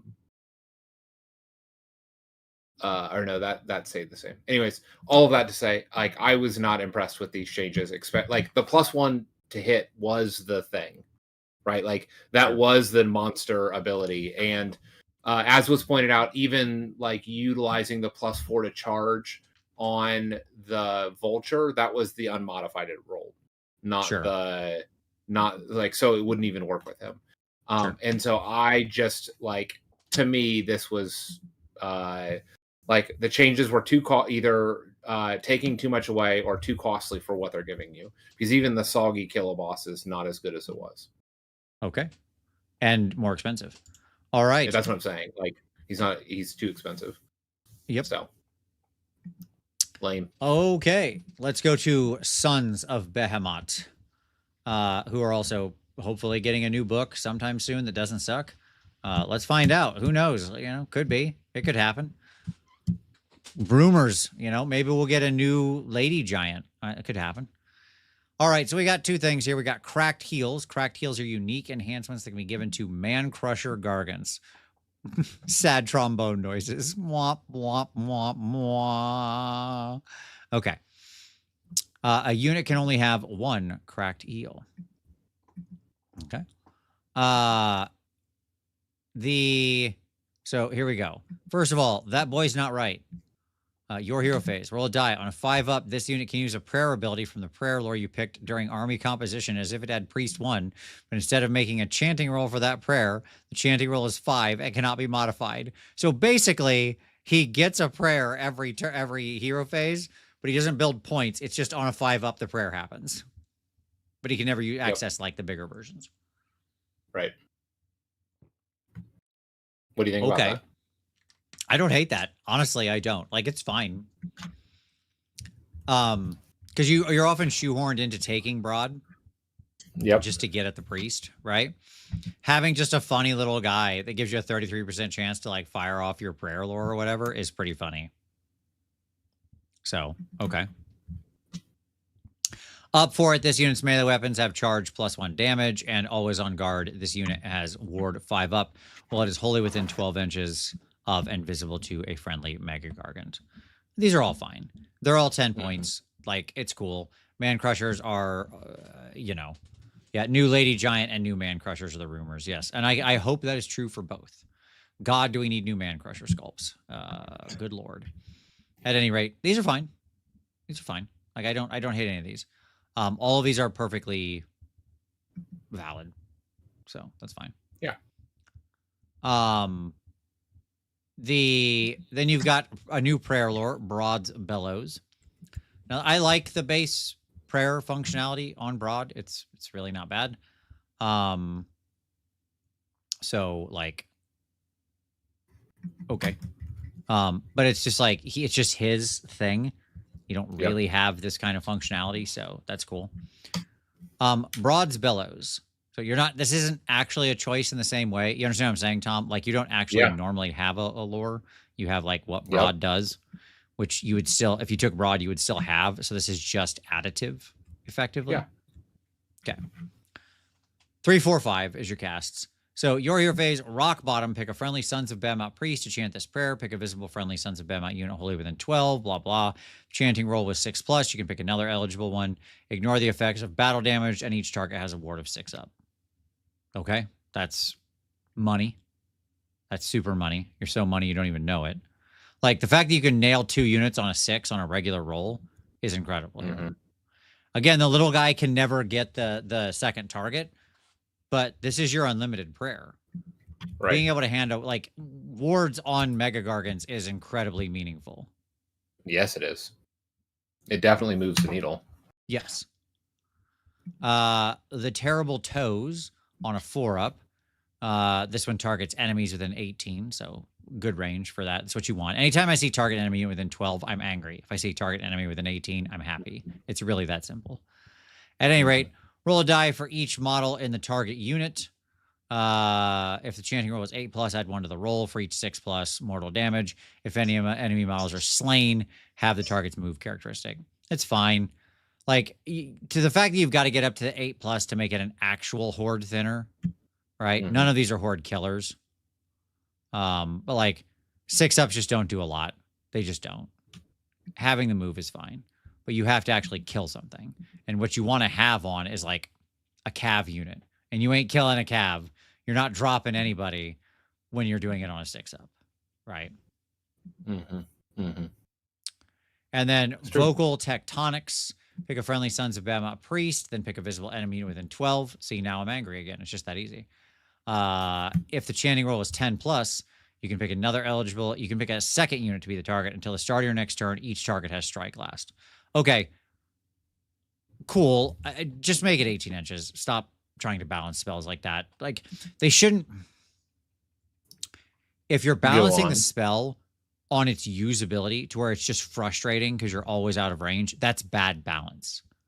Like, yes, it does balance the power level of the thing, but it's like, hey, I'm going to balance the power level of this thing by making it really annoying to use. Right. To basically making it unusable, which is not a good feeling. Like, it's just a feel bad. Right. And already a 5 to chant is like a really high chant roll. Right. Okay. So whatever.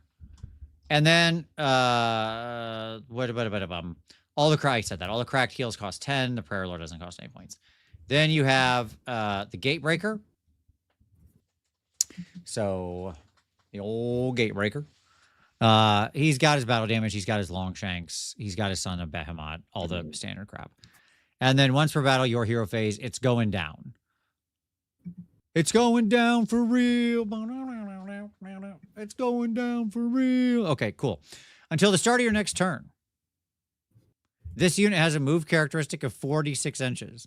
While this unit is within 1 inch of a terrain feature, the attack's characteristics of its hurled boulder is D6 instead of 1. This is a very funny ability. It is. But it's pretty cool. I mean, it's an average of plus 3.5 to your move, basically. 4, roughly. Average of 4 inches, because your average rolls a 14, but obviously you could spike something really crazy. And you don't have to be near the terrain feature. You just get to do that. Right. That being said, like, it's also funny. Why not end within 1 inch of a terrain feature? Most of the time you probably can on these boards with 6 larges and 2 smalls. And then you just get to like throw a bunch of 4 damage rocks too. Seems fine. Yeah. I don't see anything wrong with that. And then once per turn, army, your movement phase. Obviously he loses his big do a bunch of damage thing, but he still has the, I mean, okay. He's still got his flail, and that's usually what you were doing. You weren't usually betting it all on the 4-up or whatever. Once per turn, army, your movement phase effect, you and your opponent must roll off. Each player adds their fury level to the roll. Then this unit can move a distance up to its move characteristic. It can move through the combat ranges of enemy units, but it cannot end that move in combat unless you won the roll off. This is in your movement phase. Core move. So this is replacing your move, obviously. Okay. Neat. Like, again, if I'm at Fury 7, which is really hard to do in this army because you don't have extra heroes, just like sit around and camp, probably. Right? Yep. So, like, you do have to take that into account, but, you know, whatever. The spicy Gatebreaker is 490 compared to the normal Gatebreaker, who, Tom? It's 490. Yeah. And then you've got your spicy Man Crusher Gargant, the sole little guy. His ability is called Statue Tossing. Once per turn, army, your shooting phase. For the rest of the turn, the damage characteristic of this unit's throwing rocks is 3 instead of D3. Well, then you can spend up to 3 rage dice. If you do, for each rage dice spent, add 2 to the attack's characteristic of their throwing rocks, and your opponent does their fury level increase. Yeah, you hit 7 when your opponents keep using abilities that give you fury. Yeah, that's how you get to 7 in this army. Yes, your opponents use abilities. Wild. Okay. It's funny to make like a 7 attack, 3 damage dude, but it's on 5s and 2s, Tom. 5s and 2s. No, thank you. No, thank you. Is that art?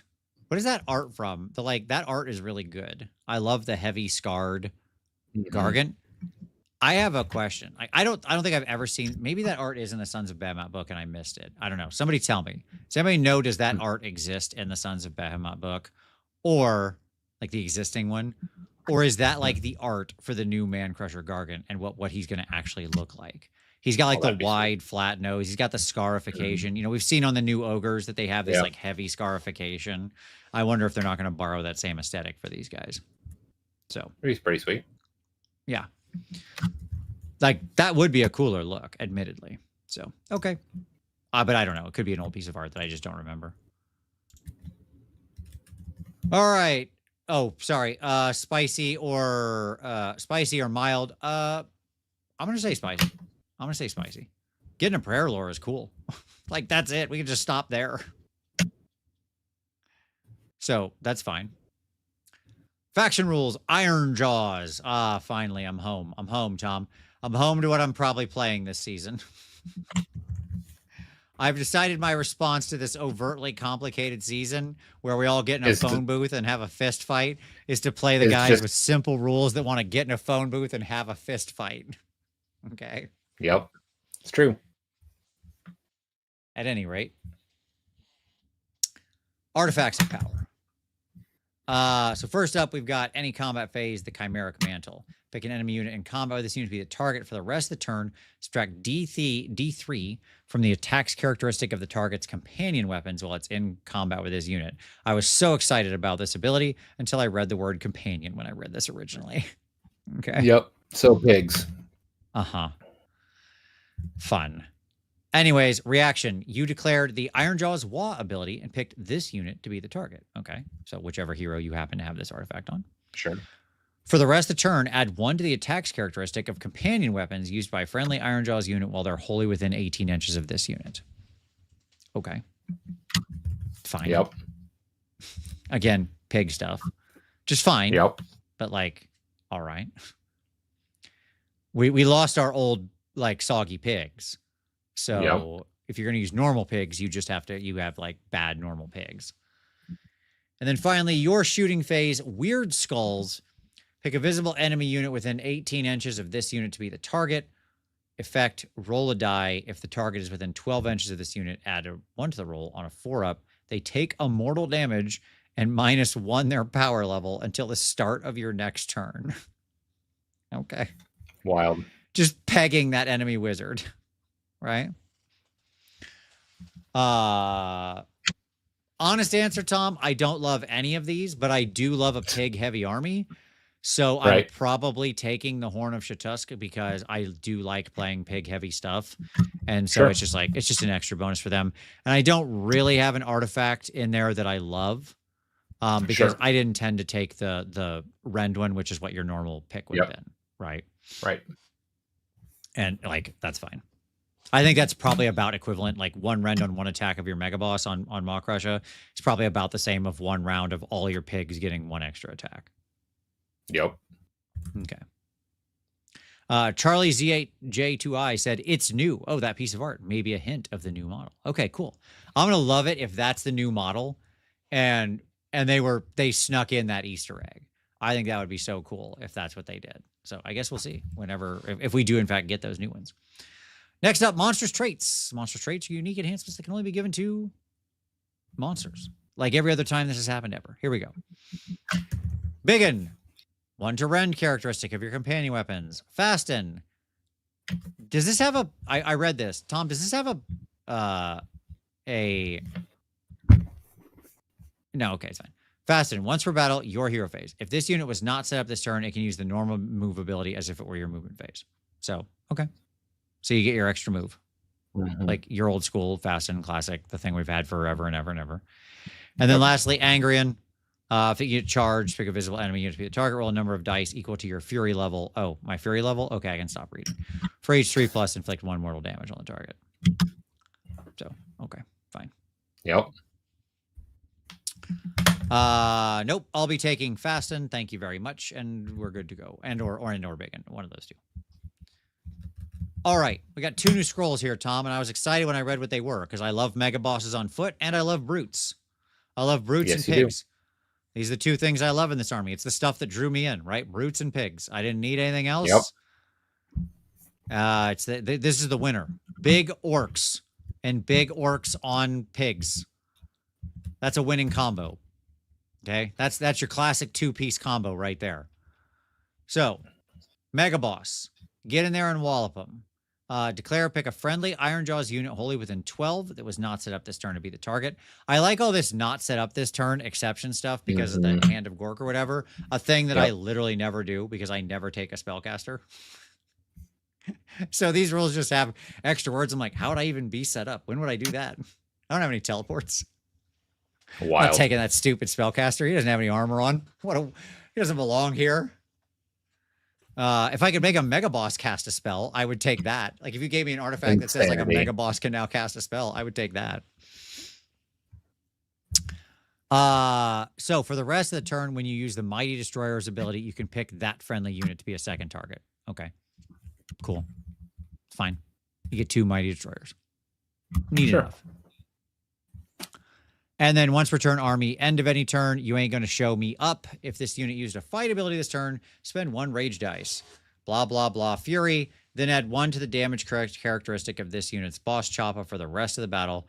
This unit can be affected by this ability multiple times, and its effects are cumulative. Honestly, I was kind of let down by this guy. Double Mighty Destroyers is good, right? Sure. But I was kind of let down here. I was hoping for like a dude who wanted to kill people better. That's kind of what I was looking for. I didn't get that. What about the Brutes? All right. Well, the brutes get an ability called You Called Out a Punch. Reaction, opponent declared an attack ability that targeted this unit. For the rest of the turn, add 1 to hit rolls and wound rolls for this unit's combat attacks that target that enemy unit. I'm back on board. Okay. Okay. Let's go. Let's go. Putting these guys on 3s and 2s. Yeah, man. Like, I got to take the hit first. Okay. Yep. Okay. The Mega Boss plays better than it reads, to be honest. Not 20 points more, but it's nice. Yeah, so let's talk points. Your spicy Mega Boss is 150 compared to your regular Mega Boss is 130. Okay. Yep. Your brutes are 160 compared to your regular brutes 160. Obviously, it should go without saying that the downside of these guys is, as I said, you've got to get punched first, right? Right. Right. But okay. All right. It's not bad. It's not bad. Again, you could use this when I mean, you get especially shot. where we're coming from, right? Yeah. Like, it's not bad. No, you could use this if you get shot and then are going to go charge that shooting unit, and then you could fight first. But you've got to go. You got to go punch that shooting unit. That's the downside, right? Yep. So okay. All right. So all in all, I liked this quite a bit. Like, it gave me. I like the brutes a lot. The Mega Boss, people are saying they don't mind him too much, and that's fine. But I, okay. Sure. I love the brutes. I think those are great. Monsters traits are good, and the artifacts are like, meh, they're whatever. I should state that the one that I like, Tom, the Horn of Shadow Tusk, 20 points. Of course it is. Okay. Of course it is. The rest of the things are all 10. But of course it's 20 points. Why wouldn't it be? I see no reason not. Yeah. Why would the only one that isn't garbage be that way? Okay. Ogre Maw Tribes. Great. Scroll down to my ogres here. Here we go. Okay. Artifacts of Power. A choice cut. Passive. This unit cannot use run abilities. All right. Well, okay. This is where we're starting. And then, all right. Ignore the first damage point that would be allocated to each friendly ogre infantry unit each phase while they're wholly within 12 of and visible to this unit. So I know Halo is like pretty against this thing as a thing on the Stonehorn, but I think that's because it's on the Stonehorn only. I actually think bubbles like this, after playing with my Hellsmiths and like the Ashen Elder puts out this bubble. Yep. This is actually just like super valuable for all the weird rando damage that happens. Okay. Yep. I still wouldn't take this, but I'm just saying I think this ability in a bubble is useful. Okay. Sure. All right. Next up, Rusty Grater. Each time this unit uses the Eruption of Fury ability after that ability has been resolved, heal D3 this unit. No, skip. Terrible. Stop Deployment phase, key to the larder. Pick a friendly ogre infantry unit on the battlefield to be the target for the rest of the battle. Ignore negative modifiers to hit and wound rolls for the target's combat attacks while they're wholly within 12 of invisible to this unit. Okay, like, fine, but very silver bullety. Neat. Yeah. But not amazing and not worth taking. Okay. Nope. Like, obviously we don't know what the artifacts and choices are that are in the new book, but God, I find it hard to believe there's not something better than these. It's true. Monstrous traits. So, okay. Yep, sure. Ogres have those. First up, extremely obstinate. This unit has a control characteristic of 15. No, thank you. No, thank you. I do not feel like gilding the lily on this. Like, your control characteristic is already fine. Who are you losing to? Give me a break. Right. Sure. That's true. And then any combat phase, Horn Toss. It's a rampage. Pick an enemy unit that has no more than one model is in combat with this unit and then is charged this turn to be the target. All right, I already stopped caring. Remove the target from the battlefield and set it up again wholly within 1, then roll a blah, blah, blah. Bad. Nope, terrible. Just terrible. Just Blah, blah, absolute garbage. Mm-hmm. Who's writing this? Who wrote this?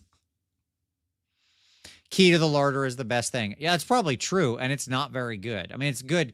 It's like quite valuable in a few situations against a few armies where they're going to heavily penalize you, and then you like neat, right? You can stop those penalties from happening. Mm-hmm. Mm-hmm. Enemy charge phase, Grumpy Alpha. If this unit is in combat, pick another visible friendly ogre maw tribes wholly within 12 inches of this unit that is not in combat to beat the target. Spend 1 rage dice, increase your opponent's fury, then roll a die. The target can move a distance in inches up to the roll. It can end that move in combat. If it does so, it is charged. Okay. So, like, if you've got another unit that somehow failed to charge, like an easy charge, and is close, I guess you can bring them in, right? Yeah. Or if they ran and got up to 3 inches away, you can then pull them. Okay. So it's like really weird reverse run and charge. It is like reverse run and charge. It's enemy charge phase. So never mind. Forget that part that I just said. I forgot it was enemy charge phase. If you've got another unit they didn't charge and you didn't counter charge, or even if you did, whatever, you get what I'm saying. It's like a second counter charge if they're trying to hold them outside of combat. Yeah. Now your enemy can just play around this, like all counter charging, right? But there you go. Okay. I wish this wasn't enemy charge phase only. I forgot that was the case. I was actually excited about what this did for a minute. Almost. Then, yeah. Almost. All right. So we got 2 Thunder Tusk guys.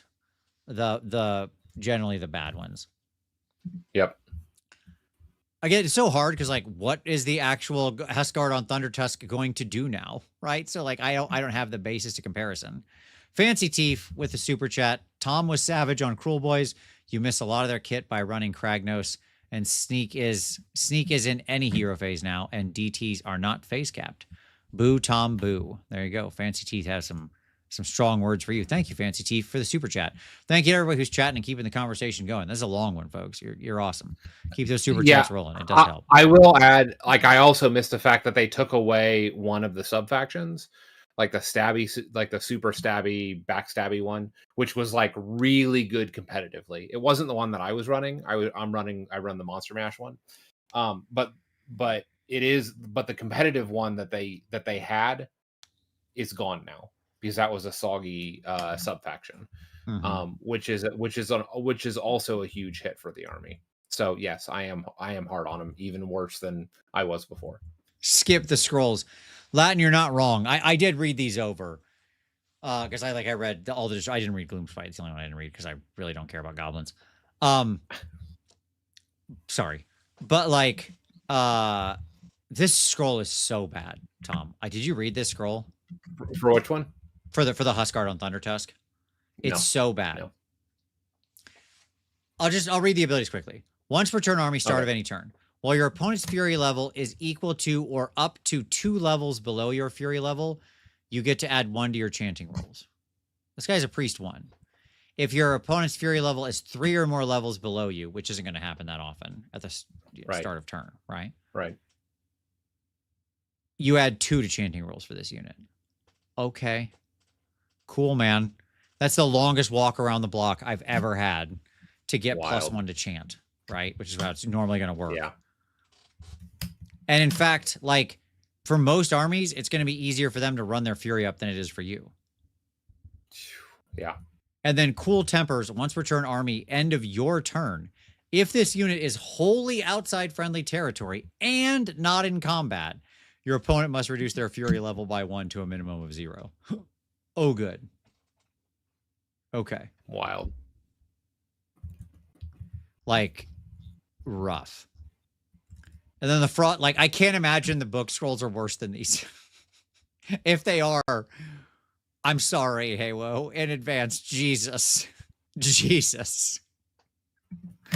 Woof. Yeah. Okay. The Frost Lord on Thunder Tusk, he has like his standard stuff. And then he's got Snowplow. Janet, immediately stop all snow plowing. Okay. I want to, if you can catch every reference I throw out during a show, you should win a prize. All right. So, Snowplow. Once per turn, army your charge phase. Effect, this unit can use charge abilities this turn, even if it is in combat. If the charge roll is 2 or less when it does so, it does not count as having charged. So, it has the Dexessa ability, right? That just says it can charge in combat. Okay. Fine. Reaction. You declared the Eruption of Fury ability for this unit. Well, I'm already angry. When resolving attacks as part of that ability for each unmodified hit roll of 6, inflict an additional 3 mortal damage on each enemy unit in combat instead of D3. And for each unmodified hit roll of 1, allocate 1 mortal damage to this unit instead of D3. Okay, you make the ability not bad. Or not as bad. Let me say it that way. Great. Wild. Mr. Plow. These are both bad. This is mild. This is the mildest mild. It is as cold as the icy winter that follows them around. Ain't no heat detected here at all. And lastly, Gloomspite Gits. Our last one for the night. We'll be back next week. Don't worry, everybody. I gotta get up to the Gits. There they are. There they are. All right. Special knickknacks given to non-hero Gloomspite Gits units. We got Fizz Cap. Once per battle, any hero phase. This unit can use a summon spell ability from the manifestation lore you picked during army composition as if it had Wizard 1. Instead of making a casting roll for that spell, the casting roll is 12 and cannot be modified. This spell cannot be unbound. Then, if this unit is not Moon Clan, roll a die. On a 1 to 4, one model in this unit is automatically slain. Okay. Cool. Like, that's fun. That's legitimately fun that your rando unit you picked can just, once a battle, fire off an endless spell. What a hilarious ability. It's, I don't know that it's good, but it's fun. Yeah, fun. I like, look, this is, I'm okay with stuff like this. All right. As I've said many times, I have been consistent on this for a decade. Abilities that are like fun and cool, even if they're not good like this, they're not boring. It's neat. It's unique. Yeah, cool. It's true. Right? I like stuff like that. I don't need everything to be competitive. I need you to be interesting. And interesting can manifest in a lot of ways. Okay? All right. Next up, Spoof Shrooms. Roll a die. If this unit is Git Mob, roll D3 plus 3 instead. This unit can move a distance in inches up to the roll. It can move through the combat ranges of enemy units, but cannot end that move in combat. End of any turn. This is also a very good ability. Like, we're 2 for 2 on Gloomspite. What's going on here, Tom? Okay. I don't know. It's really curious, in fact. Ninja Gumpies with a super chat saying, when you put the Hell Pit Abomination in garbage tier, I took D3 mortal wounds on a 3+. Also, your dark yellow green is the base for my entire Imperial Guard army. Oh, that's awesome, man. Yeah, it really is. I wanted to have that kind of like very military color in there, so I'm glad you found a good home for that. And I'm sorry about the Hell Pit, but I said what I said, and I stand behind it. He's garbage. He should have been put in the ash bin of history, and we should have got a new sculpt. Okay. Lastly, Glitzy Bits Rolla. Spend a rage dice. Increase your opponent's blah, blah, blah. If this unit is non-Troggoth, add 1 to wound rolls for its attacks for the rest of your turn. If it's a Troggoth unit, instead, you can either set the damage characteristic of this unit's Colossal Boulder Club to 6, or its Throwing Boulders to 3, or its Noxious Vomit to 3. Okay. Cool. Your spell lore. The lore of the Little Wa. Remember that, Tom? Remember we had Big Wa and Little Wa? Nope. That's so long ago. It was. This is from the early, the before times. Okay, we got Itchy Nuisance. It's an old classic. It's your unlimited spell. 18-inch enemy targeter. Until the start of your next turn, subtract 1 from wound rolls for attacks made by enemy units while they are contesting the target objective. I'm sorry, you're actually picking the objective with an 18. I apologize. Okay, fine. Weird, but fine. Could have just been a unit. That would have been fine. On a 6, on a 7, Loon Shrine Glow. For the rest of the turn, if a friendly Bad Moon Loon Shrine uses the Moon Clan Layers ability, you can set up the replacement unit wholly within 6 of this unit and more than 3 from all enemy units instead of wholly within 12 of the Loon Shrine.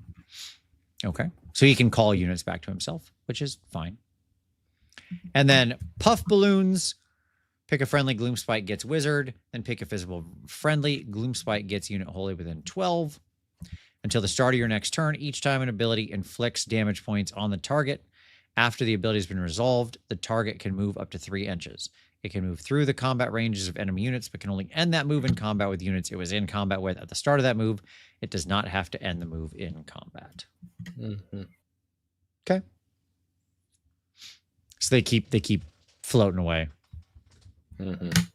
Killing me all over again with the Hell Pit Abomination take. Hey, I'm here for it. I'll give you that take every week if you want. We'll just start the show with it.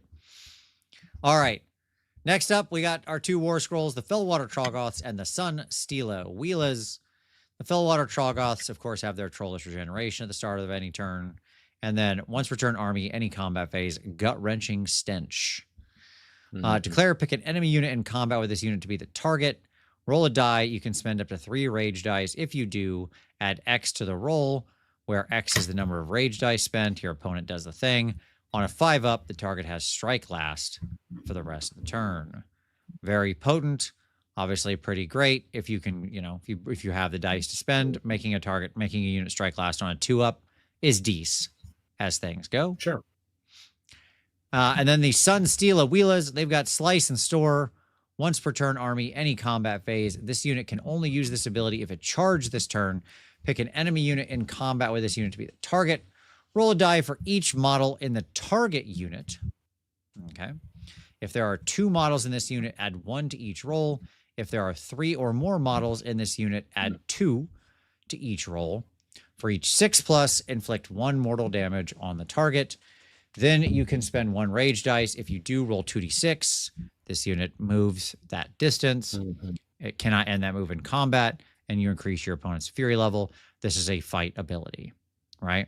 So what you're effectively doing here is if you've got your, because they come in 2s, if you've got your full 4-pack, which is wild, right? That's like the craziest thing I've ever heard in my life. But let's just say you do that, right? Sure.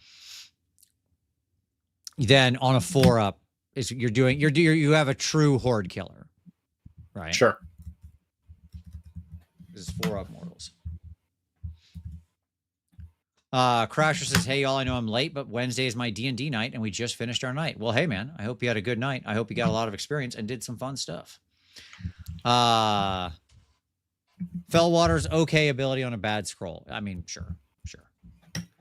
Sun Steelers, fine. You're never taking 4 chariots. That's the craziest thing I've ever heard. No. All right. The Sun Stela Wheelers are 2 for 170. The Fellwater Troggoths are 3 for 180. Compare that to the normal Sun Stela Wheelers of 2 for 130 and the normal Fellwater Troggoths of 3 for 160. So, I mean, they're better than the base versions, I suppose. Probably, at least they think so. Are they actually that much better? Probably not. Overall, I'm still going to give the Gloomspite Gets a Spicy. Just because I think they have 3 really fun special knickknacks that are all good. Sure. Well, 2 of them are good. One of them is like funny. It's fine. Which I'll rate. I'll give it full credit for that. Right. You understood the assignment, right? That's what I'll say. Sure. But you're taking spoof fine. shrooms. I mean, that's what you're taking. You're taking spoof shrooms, and spoof shrooms is very powerful. Your new spell lore is like, okay, it's certainly interesting. And that's probably it. It's like minorly spicy. There you go. Yep. I think that's it. And then we're over to death, which is where we will begin next week. Tom, oh my God, we did it. Yeah, it's funny. Like it's fine is what it feels like. Sure. Right? Like maybe we're 50%. Maybe. I mean, a lot of the Maybe. spicy ones are like just barely spicy. That's the trick. Yeah. Right. Yeah. It's just like overall, when we were reading last year, when you looked at the soggy scrolls, you were like genuinely excited, and getting a bad one was like weird. Right. Almost every unit was like, oh, what a clear, direct improvement. It turned this thing from a bad scroll into something that like was useful and had an interesting role in the army. Yes. This time it feels like we're trying to hammer the season rules into this in a really obsequious way. Like last season, it felt like they correctly understood the meta. Mm-hmm. And they corrected the problem of the weak scrolls and used the weak scrolls to address the meta. Right. This time, the scrolls seem to serve a completely different purpose. It's not about the meta and what's happening within the game. The scrolls' purpose is the new mechanics. Yeah. Which I am like much less enthused about as a direction for this. I do not think this is where it should go. Correct. Focus on putting out content that's just like you if we're going to go with this content release schedule, you're going to keep messing up scrolls. Yes. Okay. That's like it's just wholly uninteresting. Right. So if you're going to do that, then like fine, just put out these things once a year that give us like replacement scrolls that are good. I don't care about the season rule. Right. Yep. Like, it's fine. Design a season rule that's self-contained in and of itself. What I'm looking for is like rules that are interesting. Yep. That take a unit and make it a valid and interesting part with a defined role in my army that lets me open up a new play mode. Right? Yep. That gets me excited to list build again. Like Beefy Crunch, who says last time we had way more stale index armies, though this time we have many useful books. I mean, I suppose. Like, we just started getting good books. We had a real run of sort of womp books there for a while. So, right. Yep. And the other problem with these is like, we know none of these scrolls are going to go forward now. Right. Because you've really just locked these to a year. It's more interesting when like when they use this as a bed for like an experimentation bed for like, oh, people really liked this one. Let's take a version of this and put it into the next edition in the book. Let's just make it the new version of the thing. Like this is their chance to experiment. When you do this, none of these guys are coming forward. You ain't getting rage dice scrolls in the new books. No. Okay. Yeah. I think that they screwed themselves. Because I suspect that people are going to be less interested in this because it felt like we were getting new content. Right. Even though we weren't. Because it was generic good content. Yeah. That we were getting with the Soggy Scrolls. Now the content we're getting is niche, limited use content. Right. That's the problem here. Yep. I agree. Totally agreed. All right, folks. Experimentation bed. Tell me more. Absolutely. A hotbed of experimentation over here in these beds. Look, everybody. We'll be back next week. We'll do Death and Chaos. I did not anticipate that it was going to take like 6 hours to go through all of these, but hey, that's where we are. And Tom will be back. Won't that be exciting? It's very exciting for me. Because that means I don't have to reach out and try to book people, which is nice. At any rate, thank you so much for watching. Thank you to everybody who chatted, who super chatted, who kept the conversation going, who voted in the poll to make these officially spicy scrolls. Thank you so much for all your feedback, especially for helping us out on some of the armies, because God knows I can't keep the rules and exact comparisons for all 25 armies in my head. I have limitations. But between the two of us, we got good coverage, but certainly not all of it. We'll be back. We'll talk Death and Chaos. I am very excited for one of those two. And because I got a lot of things to say about the Chaos side of the house. That is for sure. Tom, prep up on your Death. Study the Death ones. You got to carry us through the Death section, okay? That's going to be a problem. There you go. I believe in you. All right, everybody. Thank you so much for watching. We really appreciate it. As always, we will see you next Wednesday. And don't forget to start rolling dice.